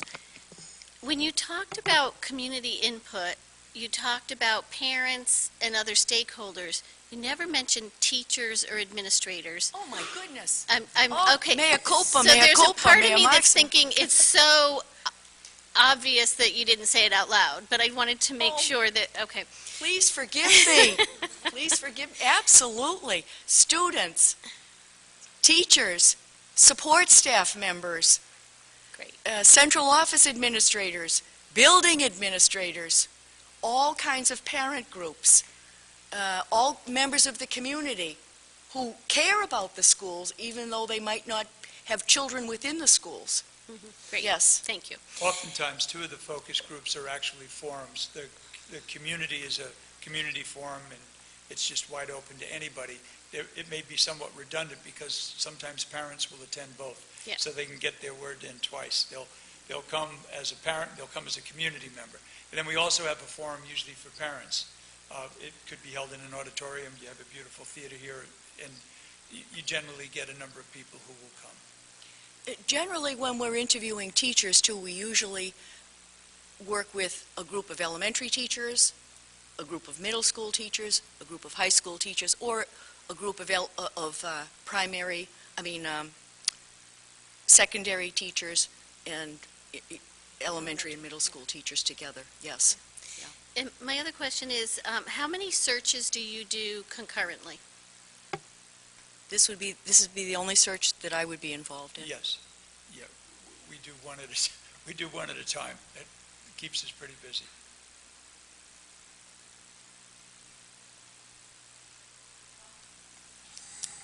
So in developing the profile, I'm envisioning what we had done in the past. We get a focus group and come up with some characteristics that we're interested in, or qualifications. One might have to do with experience. Another might be a level of education. Some of these things are very easily picked off the resume, but then we get some of the more intangibles like compassionate or trustworthy or happy-go-lucky, whatever it is. I struggle with applying the profile to the potential candidates when we've got intangibles involved. Can you flesh that out a little bit? Sure. That's a very good question. I think, as Dawn had mentioned earlier, some of the candidates we will know, so we will have some sense of candidates from that perspective. Some candidates will have letters of recommendation that will all have a common theme, that will be very clear about outstanding personality traits or characteristics of this person.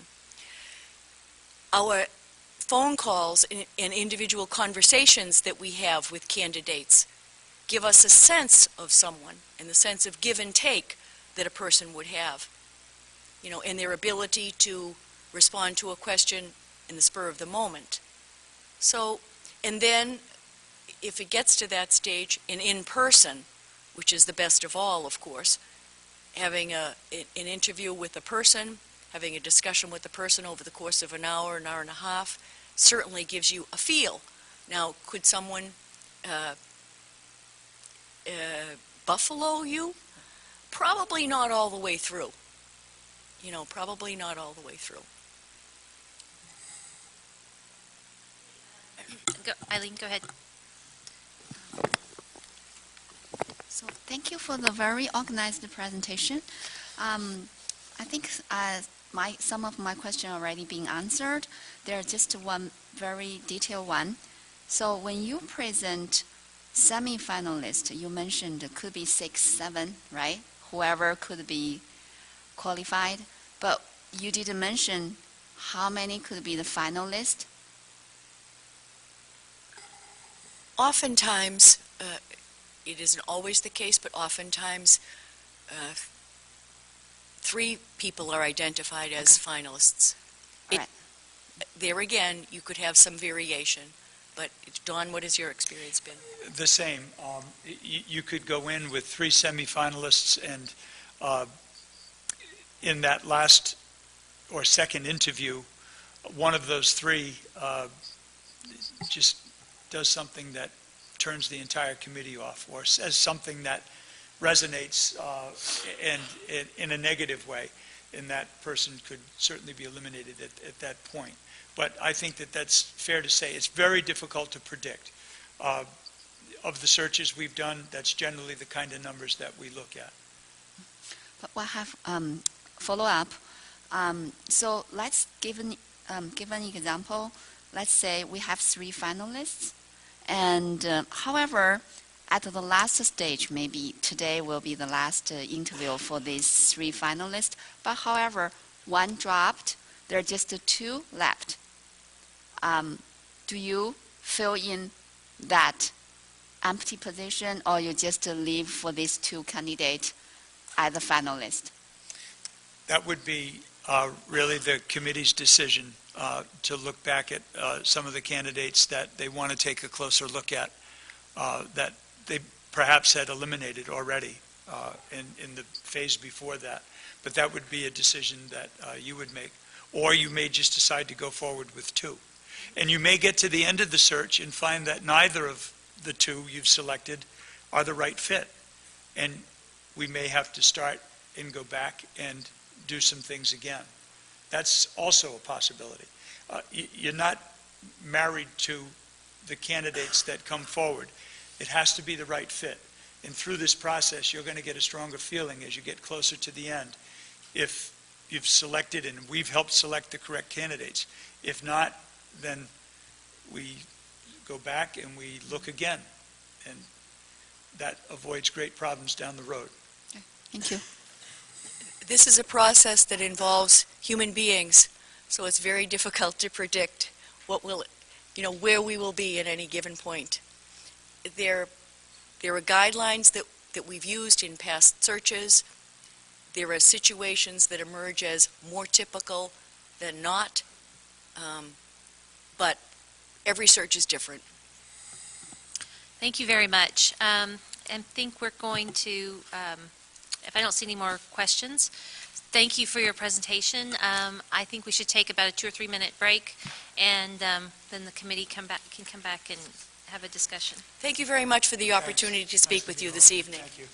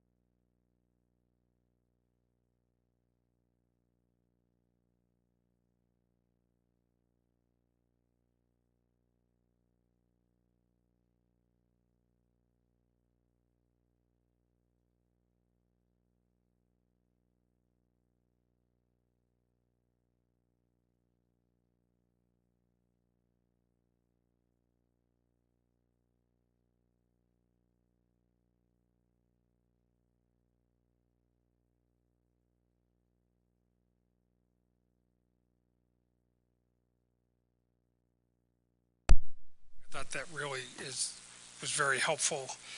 The next agenda item is committee discussion, possible vote.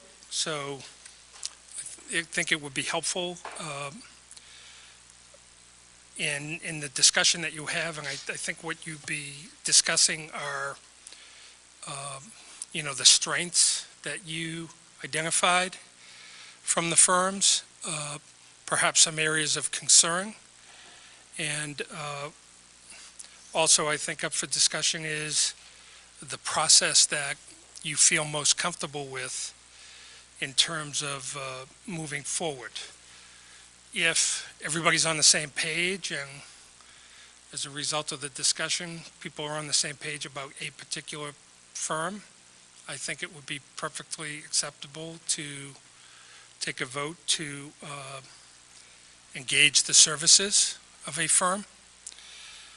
If you felt you wanted some more time to go back through the materials, do a little more research, perhaps gather some references, do some reference checking, which I'm certainly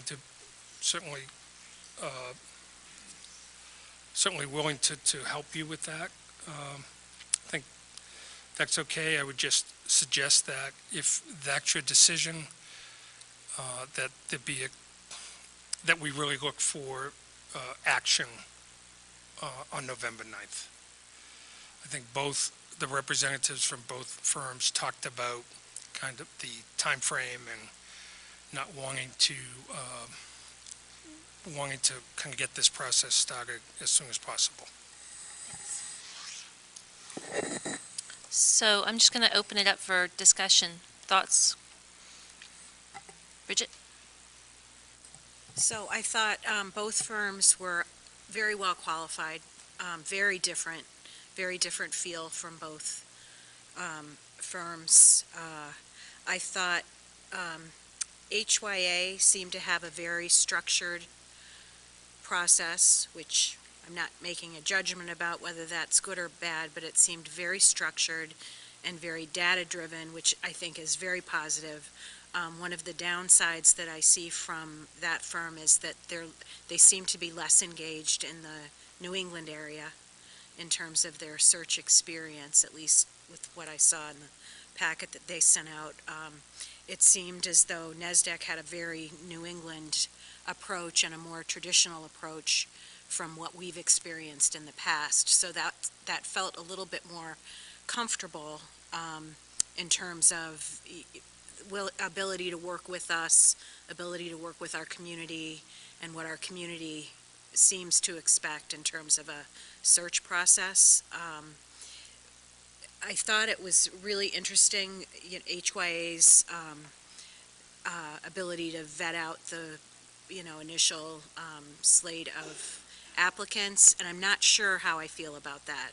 I see a lot of positives with it, but I can also see, there are some things, those sort of intangibles that Paul mentioned a couple of times in his questions that aren't necessarily completely obvious in a review of information or with the questions being asked by a third party, that you might get more of a feeling of if you were part of a screening committee and had the opportunity to go through materials and talk to more people. So I can see a benefit to it definitely because it's a very systematic and data-driven approach. I'm just not convinced that it's the right approach for us.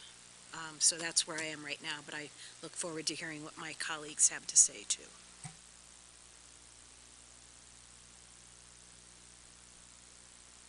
So I'll echo what Bridget said. I struggle with the semi finalist and finalist stage. We don't, as a community, and maybe I'm understanding this wrong, don't get to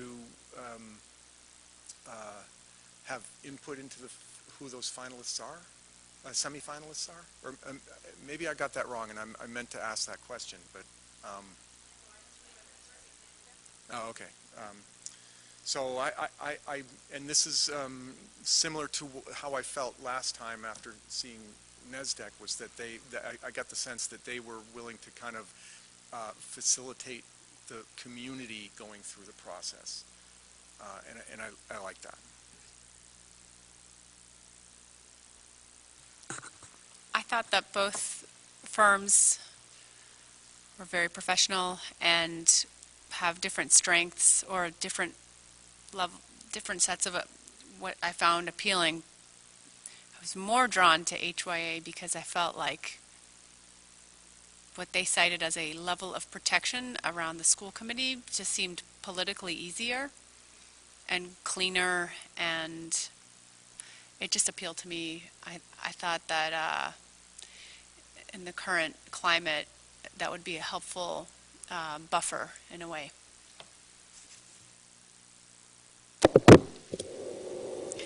This one's so loud.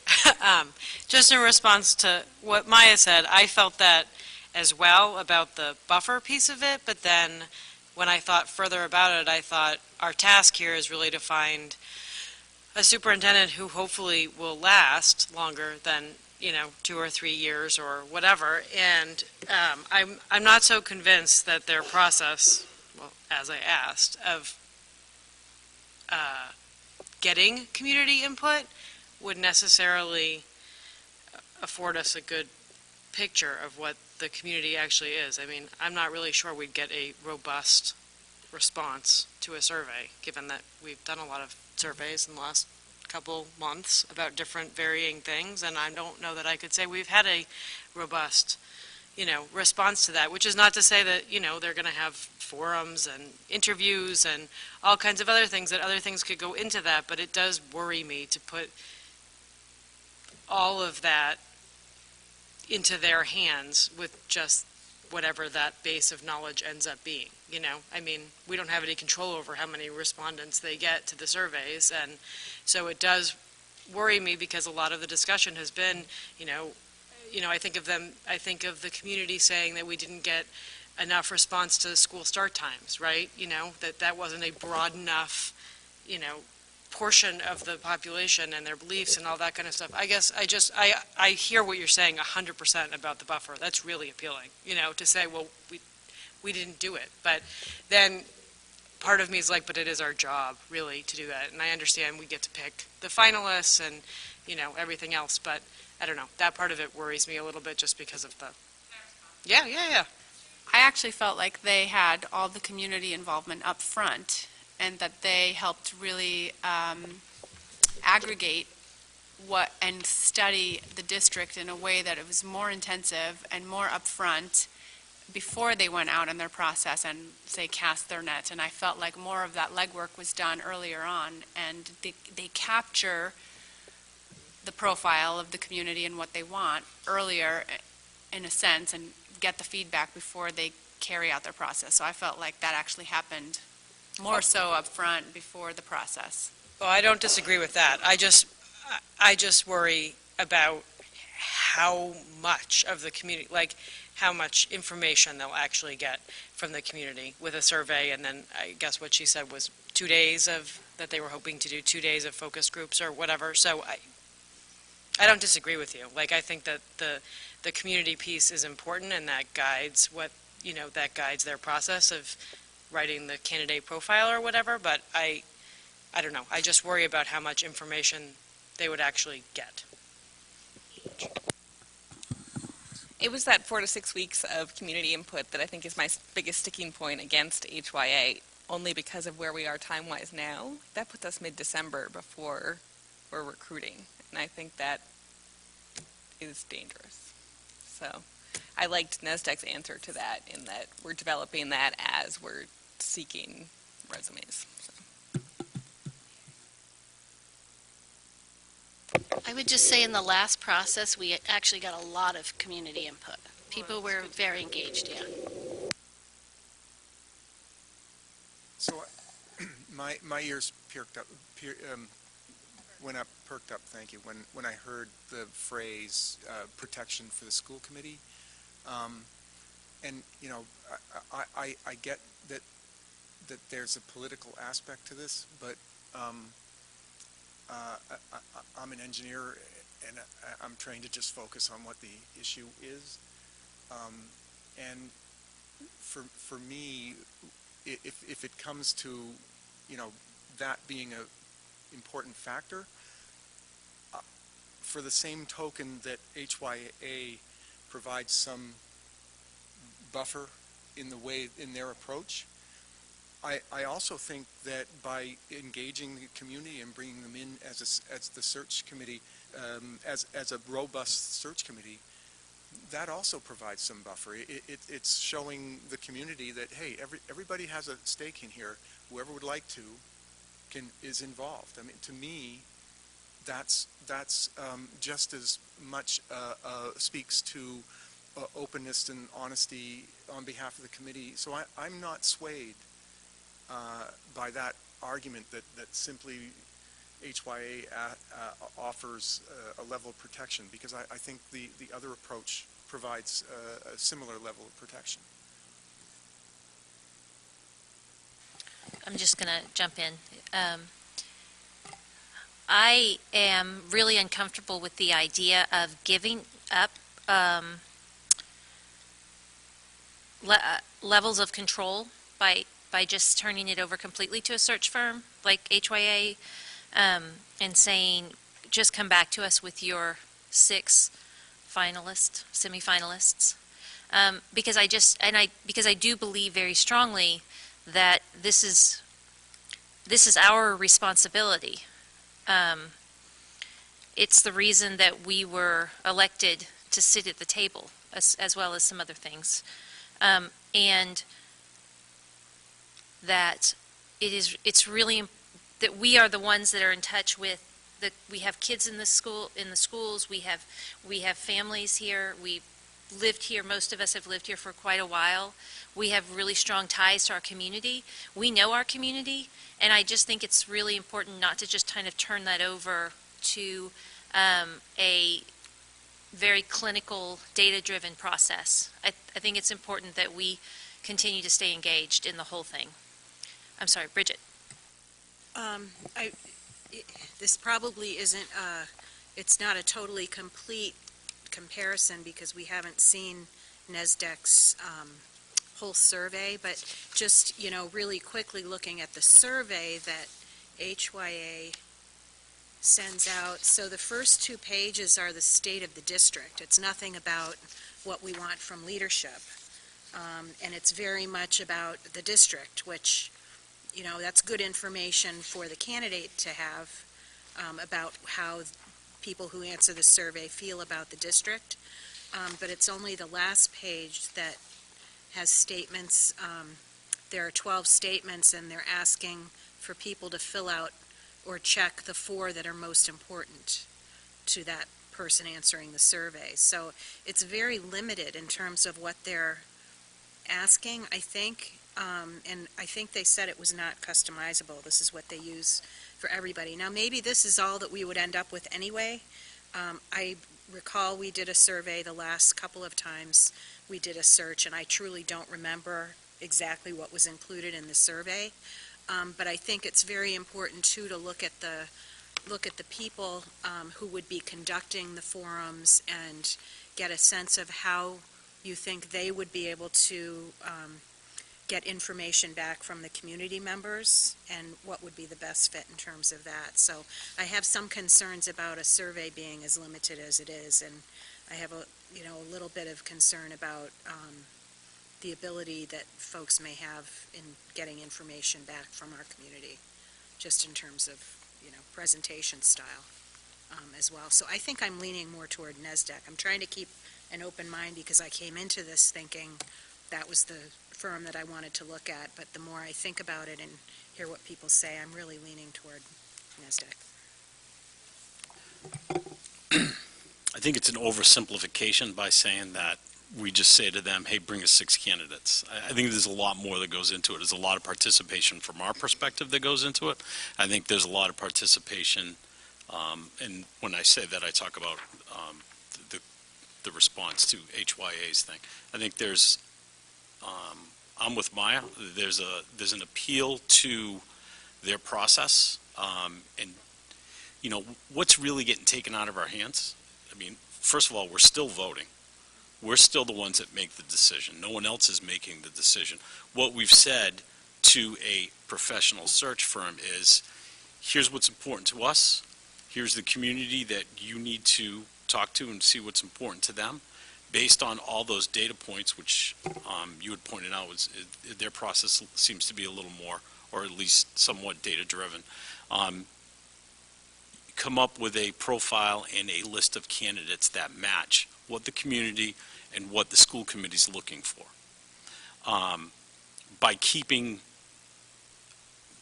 us at more of an arm's length, because most of us that were on this search the last time were not part of the search committee. Bridget was, and I think was Christina, correct? Christina. Yeah, so Bridget and Christina were, and oh yeah, that's what Michael was too, okay. So most of us didn't know what was going on, who that list of candidates was, until we got the list of candidates and we got that slate, and we got 3. It's the first time I knew who was involved in the whole process, because I'd stayed out of it, and actually almost all of us stayed out of it, except for the 3 that were participating. So this is really no different. It's really no different than what is, and then our process starts as a committee, as a group of what we were elected for or volunteered for. And then we come into the process to then vote. And you're right, we might get to it and look at it and say, we don't like that slate of candidates. I mean, that could happen with either one. But, so I think there's an appeal to their process that I like. I like data-driven decisions anyways, but there's definitely an appeal to that process, and having more of an arm's length view of it, I like also. I'm glad that you said that. I was a little put off when you suggested that we're shirking a responsibility by choosing one firm over another, because I do think that only 2 of us call, I mean, you just preceded what I was going to say, only 2 of us call the slate down to the 6 or 4 or 5 or whatever we choose. So the rest of us don't get to see the candidates. It's then, you know, other people, parents, teachers, who don't have a lot of experience picking superintendents. And when we hire HYA, we have 2 people that seemed very articulate, thoughtful, and deliberate, and they have tons of experience in picking superintendents. So I just don't like the suggestion that we're shirking something, and I don't want to feel like because I'm on the side of HYA, I'm somehow lessening my commitment to this process. So I just want to be really clear. I absolutely had no intention for it to come off that way. That's not what I was trying to say. I guess I was just trying to think about, well, I mean, I don't know. I mean, I certainly didn't mean, that definitely wasn't where my mind was, so I apologize if that came off that way.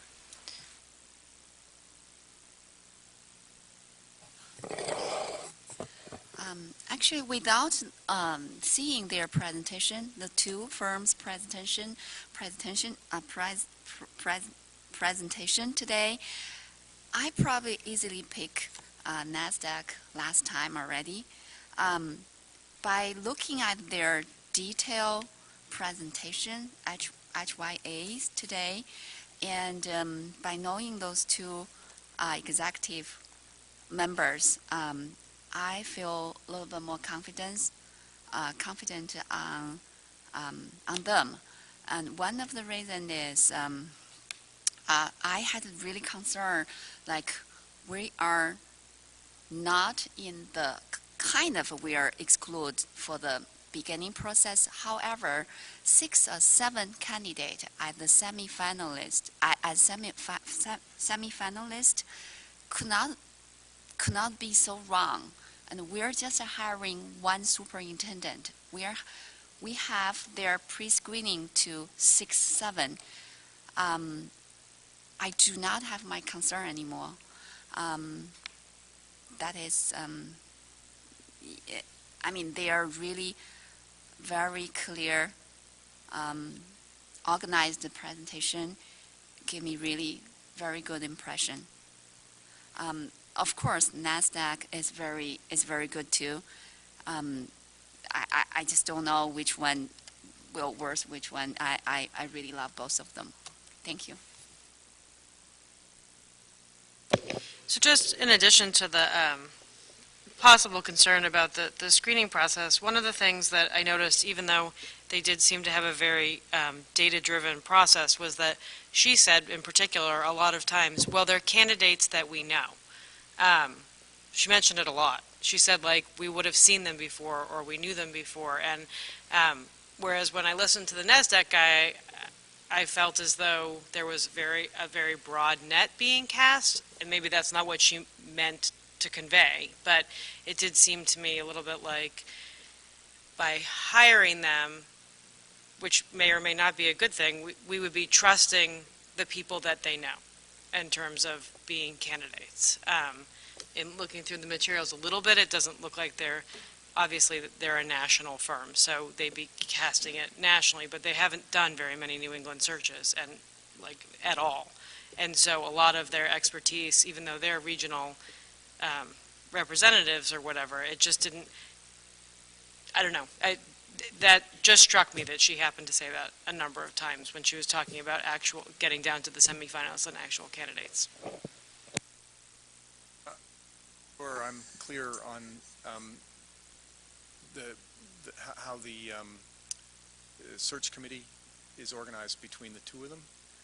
My understanding with NASDAQ is that we still have a search committee which would comprise maybe, screening committee. Either way, we have a screening committee, and it's a certain number of committee members are on the screening committee. So I don't think that's an argument one way or the other, because I think both of them will be structured that way. What I do see is that NASDAQ had 6 forums to get community input, whereas HYA only had 4. And what I didn't get was an explanation of and maybe I didn't ask the right question, but an explanation of why the cost is so much different, so much higher for HYA than it was for NASDAQ. So I think you get a certain amount of add-ons on the NASDAQ side, because they've stripped out the advertising and all the other stuff. So has HYA. In fact, that was a concern that I wish I'd asked that question, because I noted it when I was reading it. Certain breakdown of costs, they had ranges, but yet the total cost was a single number, which led me to wonder, well, how did they, what numbers did they use in coming up with the final cost? So each firm has 3 distinct cost of services, 3 different pieces. So going back, so for NASDAQ, each firm has a basic fee outside of expenses and advertising costs. NASDAQ's fixed fee, basic fee, is $11,600. HYA's basic fee is $23,500. NASDAQ then has a fixed expense line, so that's for travel, for any of those kind of typical expenses, and that's $2,960. HYA gives an estimate of $500. So those two categories of costs, that's what you're paying as a minimum. Then the third category, which is advertising, NASDAQ had a range of $805 to $2,555, and you can see that in their information. They lay that out. Yes, yeah.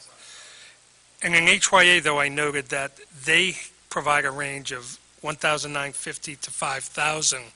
They talk about having 3 packages, package 1, 2, and 3, but I couldn't find anywhere in their materials what the cost per package was. So I was assuming that package, that tier 1 is the $1950, and then that tier 3 is $5,000. But I don't know if that's helpful.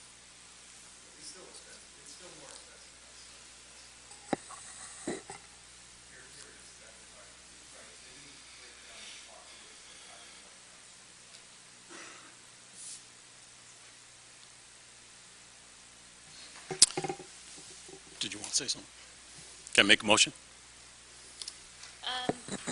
You obviously can. I don't know I'm how, not saying we have to take a vote. I'm just I don't- saying, can I make a motion? I don't know if people, Eileen, just 1 second. Don't forget, I think I asked just a very simple question. NASDAQ, one worker will work on 2 or 3 cases maybe, and HYA will exclusively work for us. That's what the information we get. Thank you. Diane? Just quickly, in terms of cost as well, HYA, I actually didn't expect to like NASDAQ as much as I did, and I'm really quite a bit on the fence. But in terms of a background check, and I remember, I think it was Christina saying that last time it was thin and not as robust as she would have liked. And I know that HYA had very extensive, packaging. I think it was 2 packages for that. I wasn't sure. I'm looking through the NASDAQ material, and I didn't ask if they do the kind of thorough background check, and we'd have to incur the cost of that. So just an aside in terms of the money. Mary? Thank you. I think they actually did say they do the background check. There's an opportunity for us to participate as well, which I actually liked. I think one of the big cost differences is that we get a discount because we're members of NASDAQ, so that helps. I think that although I like that they have one, the HYA has just one process they're working on, and NASDAQ has potentially 2. When I look at their materials, Brenda's only been doing this since 2016, and Don since 2015. I looked in the packet for NASDAQ. They don't give dates, but when I sat and listened to Art, I'm like, there's just years behind this. And I felt like the responses that Brenda and Don gave were vague and not specific enough for me. I felt that they weren't as confident in their responses. And I felt like with Art, it was a conversation, and I felt like I could work better with them, just that we can listen to each other. I felt a lot of the rigidity in HYA, which there's some of it I like. I do like that in some ways that removed feel, and we're getting a lot of professional input, but I didn't like the rigidity of the survey and of the process. I feel like if we want more of that protection from NASDAQ, we can ask for it and get that. I feel like they're more flexible. I also feel like with HYA, the timeline is too long, and at the same time, the time that we would get for the work is too short. It's 3 to 4 weeks, and that's it. It's really fast by the time we get to it. So that I was concerned about that, but particularly about the too long time period. I'm afraid we're going to lose candidates. I was concerned that when they didn't mention teacher administrators, but her answer made me feel a lot better. I felt like their recruitment, at least their description of it, was not as strong as NASDAQ. HYA's was not as strong. I guess that's it. So I'm leaning toward NASDAQ at this time. Can I put my motion up? So It's not going to stop us from debating it. I mean, obviously, you can put, yes. I mean, I can? yeah. Okay.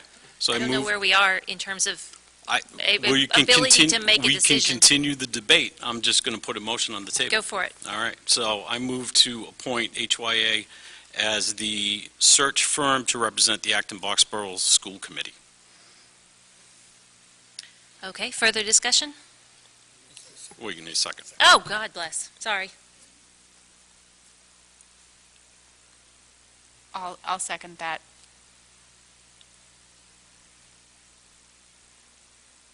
Okay, further discussion at this point. Did you get Maya's second? Okay.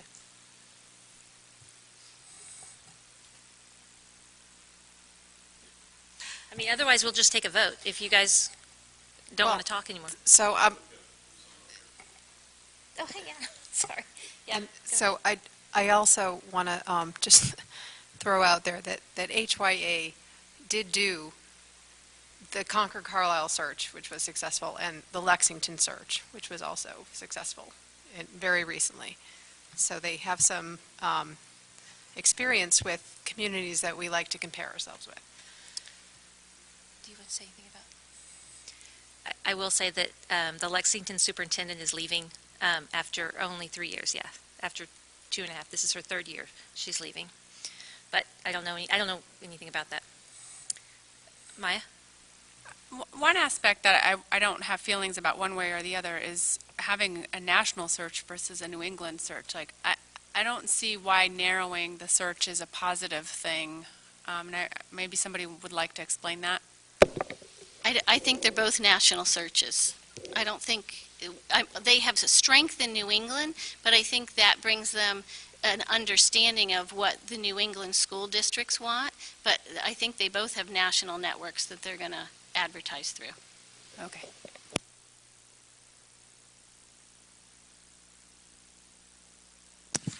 Hi, good evening, everybody. Adam Klein from Boxborough.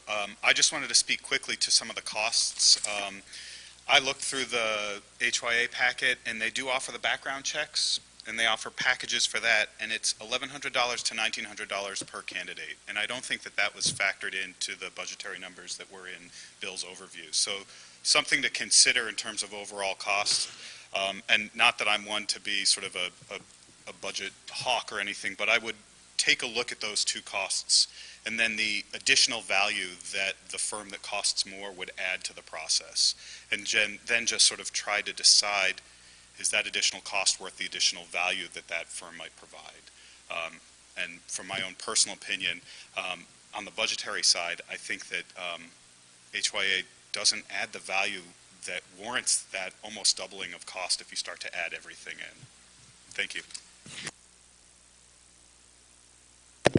So as far as the Concord search, I'm sure Concord chose them, but she was the superintendent in Concord, so they had a connection. I'm not saying that that's the reason that Concord hired her, but given that there aren't very many other Massachusetts searches at all that they've conducted, I think that that just adds to it. I think Adam articulated more eloquently what I was trying to get at with costs.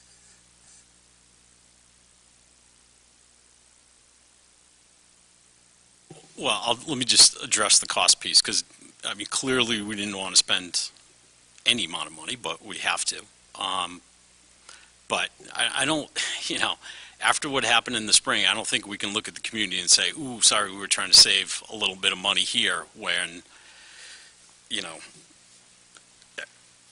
after what's happened in the past. I think we need to spend the amount of money that we need to spend, that we're comfortable with doing the proper search and doing it in a way that's the most open and honest and inclusive, and that makes sure that the next superintendent that gets chosen for this district, that the people of this community understand that, that it was wide open. And we went through a process that came up with the best candidate that we could find at that point.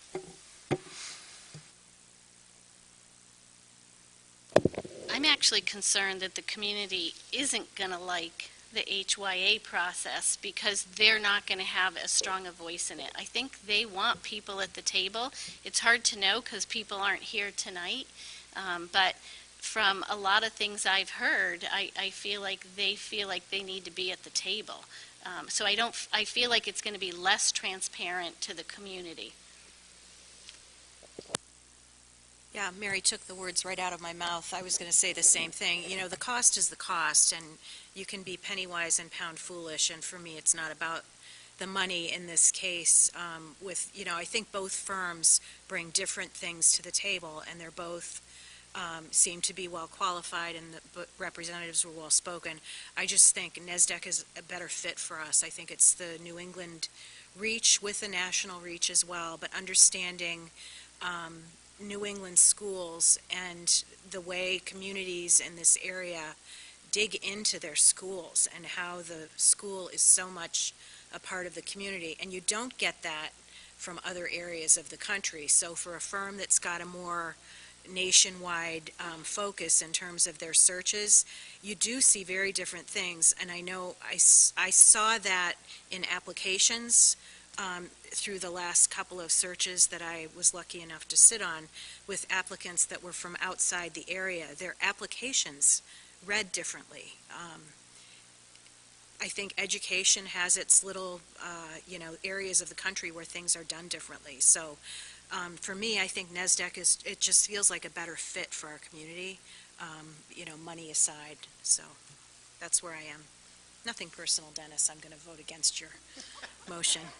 No, it's interesting, the difference in perception, because I read them to very much be like, to speak to our specific district and to speak to how central the schools were to our community. So it's just interesting, and this is where many opinions are great, but I felt like they very specifically got our district, and not just that she touted specific data points about the district, but she understood and she spoke more at that point than Don about what we want and what we're like, and they certainly are both from New England and seem to get us. So I just got a very different feel on that level. It felt much more personalized with HYA. So it's funny.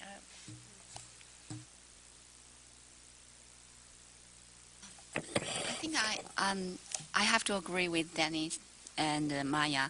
And before I've seen their presentation, I felt exactly same way, like where is the community engagement, and we are excluded from the process until almost the last point. And, of course, cost is a lot costly than the other one. However, when I heard them today, seeing their presentation, community engagement is kind of there is a channel to provide to this whole community, and there are going to be some point we collect everybody's opinion and we carry on that things with the search. And do we really have the community gonna stay with us every minute? And we are their representative too. I think at the beginning, everybody already engaged. That's really solved my concern before, those two are really my concern. And now I've totally changed. Thank you.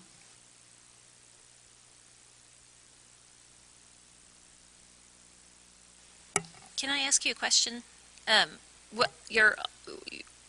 didn't get exactly where you ended up, where your feeling is with. So you feel like we should go HYA? Yeah. Okay, great, thanks. I just want to make sure I understood you right.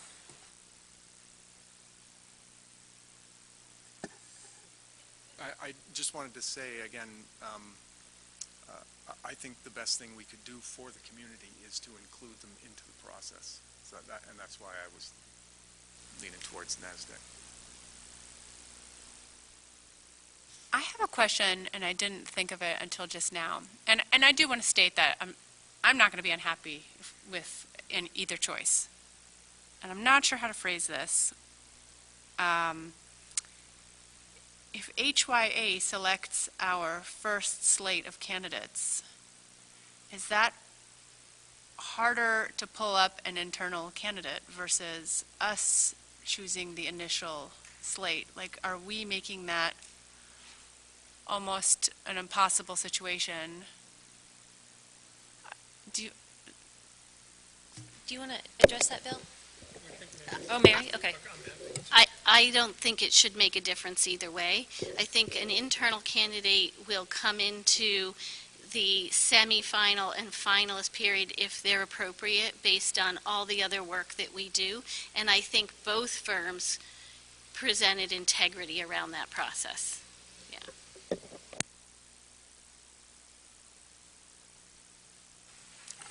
I think the biggest difference is the school committee establishes a screening committee. The school committee appoints to that screening committee. There'll be the representatives from the school committee are representing you, but then you have other members on that screening committee who represent the other key stakeholder groups in the district. And it's the stakeholder group in the end that determines the slate of semifinalists. They actually determine how many semifinalists to interview, and then together they forward and determine the finalists that go to you as a group. So under the NESDEC process, that would be the NESDEC process. The HYA process is, and I have to tell you, I'm a little confused, because if you look at the wording in their documents, they just talk about committee. I assume they mean the school committee. But they talk about the consultants will determine the slate of semifinalist candidates to interview. Somebody's interviewing them. I have to be honest with you, I'm not clear who's interviewing those semifinalists.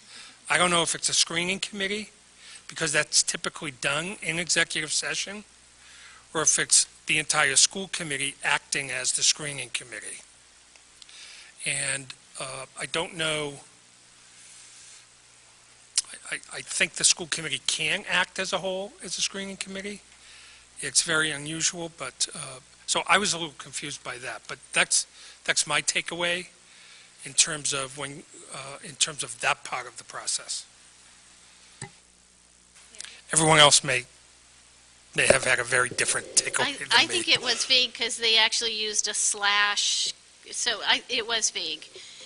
But I actually, in your comment, it made me think of another question about our contractual obligation to the ABEA. So contractually, well, I don't know how that fits into this process. Anyone have a thought there? So they have a contractual right to be part of the committee that screens. So on both of the last searches, they had somebody involved on the screening committee. If we appoint one. Yes. If we appoint a screening committee, then contractually they would be on it. But if we Yes. don't appoint a screening committee, if we have a search firm do it, then they would not have a seat at the table. In my opinion, if we had no screening committee and the search firm did it and simply sent to the school committee a list of semi-finalists to interview, that would not be a good process for us.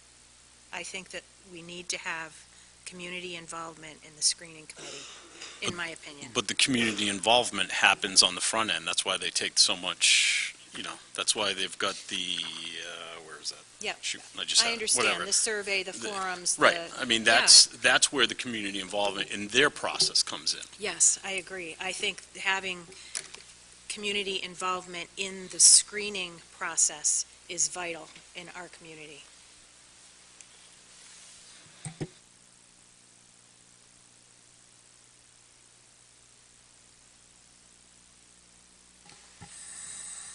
Okay, so there is a motion on the table. If there are no more comments, then, do you want to say something? You're reaching for I it. haven't really fully formulated this thought, but I do think that the community should be as involved and engaged in the process as possible. Having said that, and having served on a selection committee in an executive session, a screening process, it concerns me that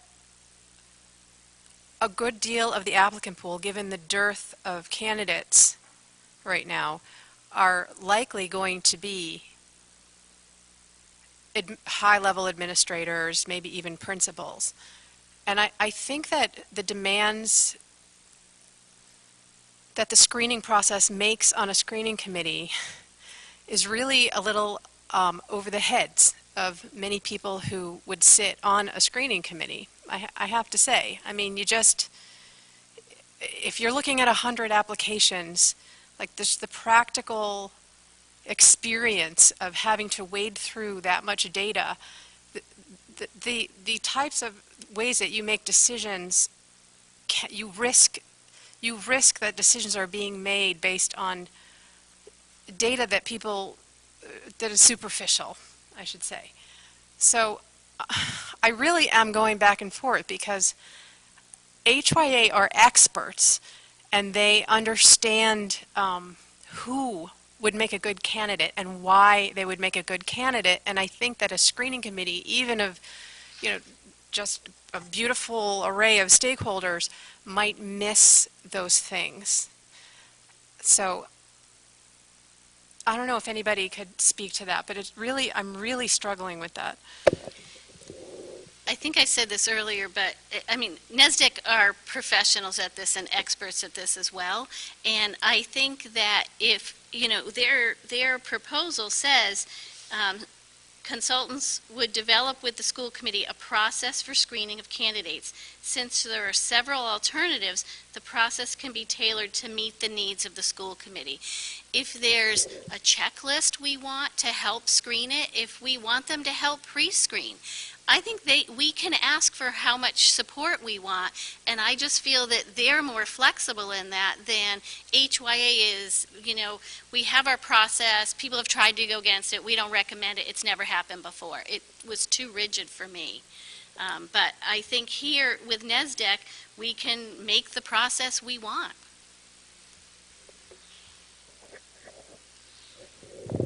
Just the one observation I would make is that there won't be 100 candidates for this position.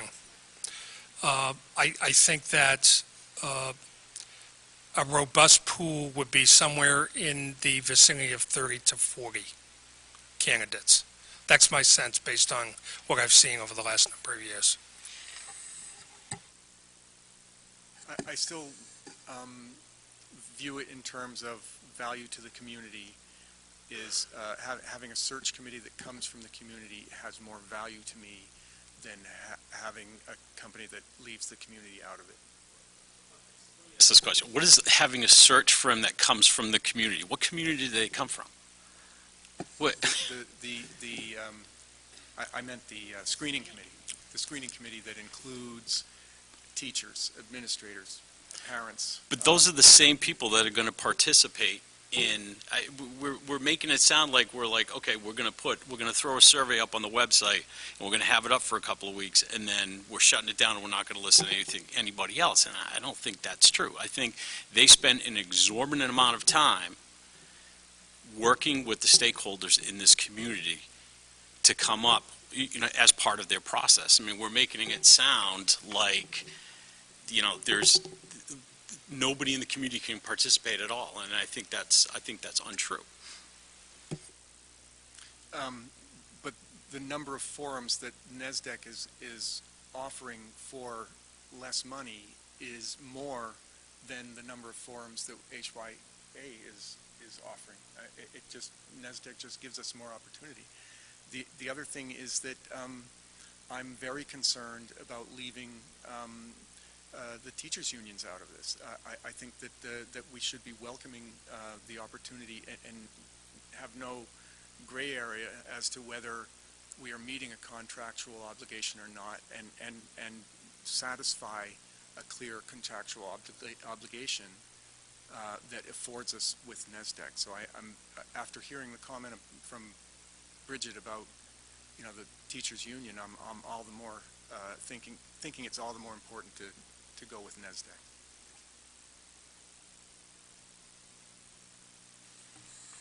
Not sure how to phrase this delicately, but I'll try my best. I have concerns about where our community stands right now and how sullied certain people's reputations have gotten and how mucky the waters have gotten. And I just think there's something cleaner about people's input on candidates, whether they be internal or external, from less emotional parties. And it's not to say that I want to lose any process or community input, but at the same time, I think that this is a time in Acton and Boxborough's participation of parents that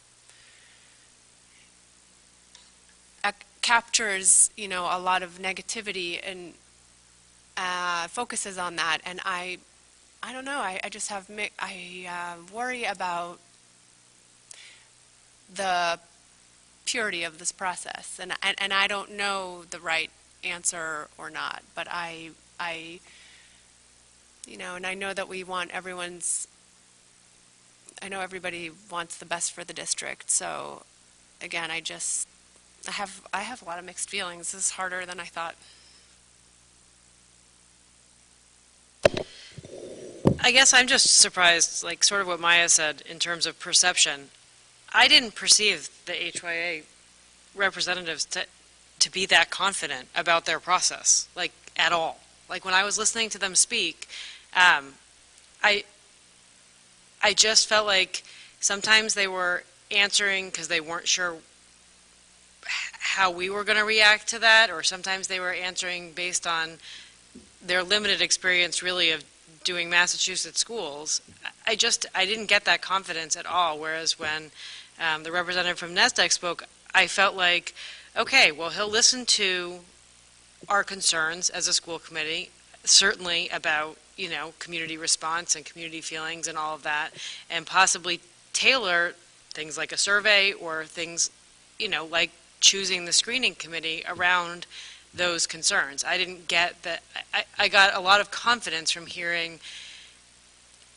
I don't know how much he could tell by, Dennis asked him a pretty pointed questions about, an internal candidate and all of that. And I thought he handled those responses really well. It made me feel confident that it really would, much in the same way that they said, well, as long as you convince us that it's truly, a pure search, then we'll pass that along. I got the exact same feeling from him.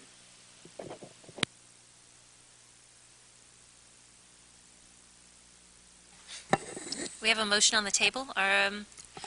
So I guess I'm going to call for a vote if there's no more comments. All right. So the motion is that we hire HYA to do our superintendent search. And all those in favor say aye. All those opposed? Nay. Let's do a hand count. Okay. So all those in favor say aye. Or raise your hand. Sorry. Raise your hands. So 1, 2.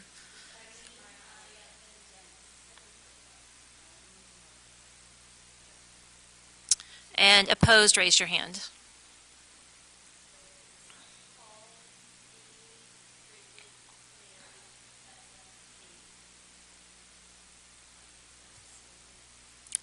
And we have one abstainer.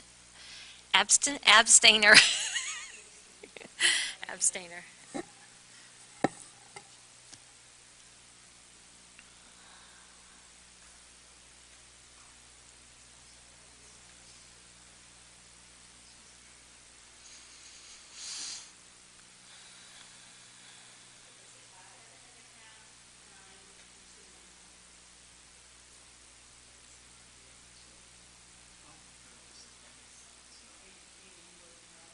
Yes.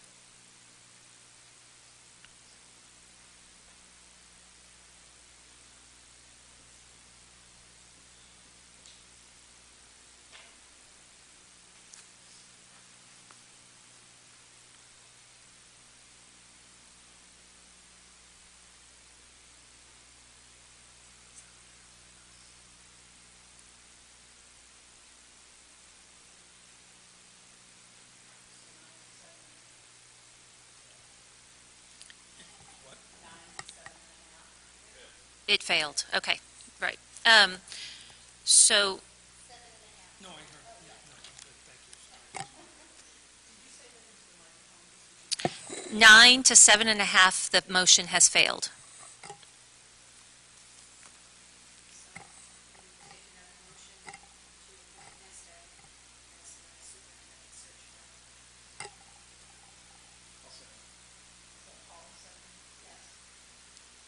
more discussion?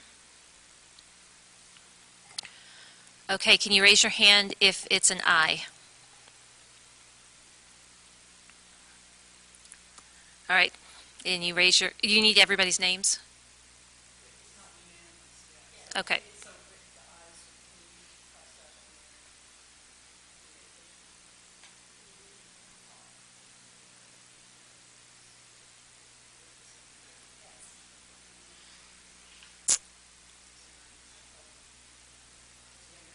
Okay, and those opposed, raise your hand, please.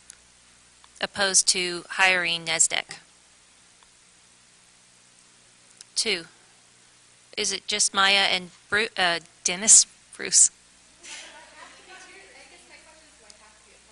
No, of course not. It's a new vote. So are you for it? So the question is, are you pro NESDEC, or are you going to abstain, or are you going to vote no?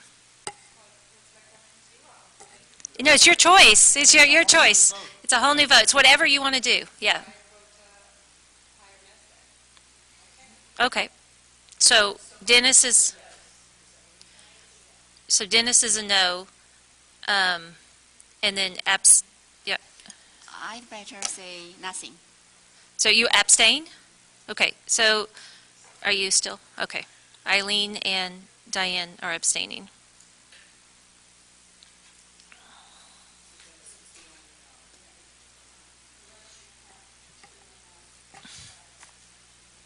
So I need the numbers. 11.5 to 2.5. So the motion passes.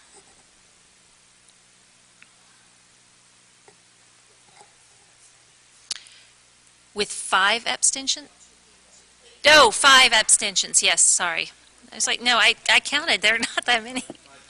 It is 10 o'clock, and my brain just shut down.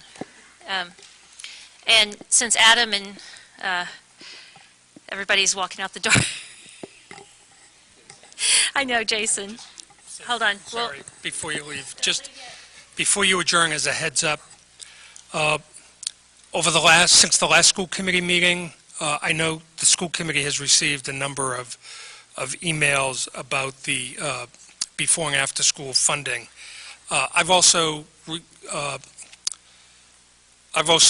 learned some additional information. I'm concerned that perhaps there's a lot of confusion out there. So I have made a decision that I'm not going to bring this back to the school committee for a vote until the earliest December, and at the latest that first meeting in January. I want to take more time to gather a little more information and sort out the confusion, so that when I come back with a recommendation that I'm comfortable, frankly. So I just wanted to give you a heads up on that. Thank you. And I'll just say thank you for having a really honest discussion, and I appreciate it's good for us to sit down and have these kinds of long, drawn-out discussions. So thank you for being willing to do that. I'm looking for a Move motion. to adjourn. All those in favor? Aye. Opposed? Abstentions?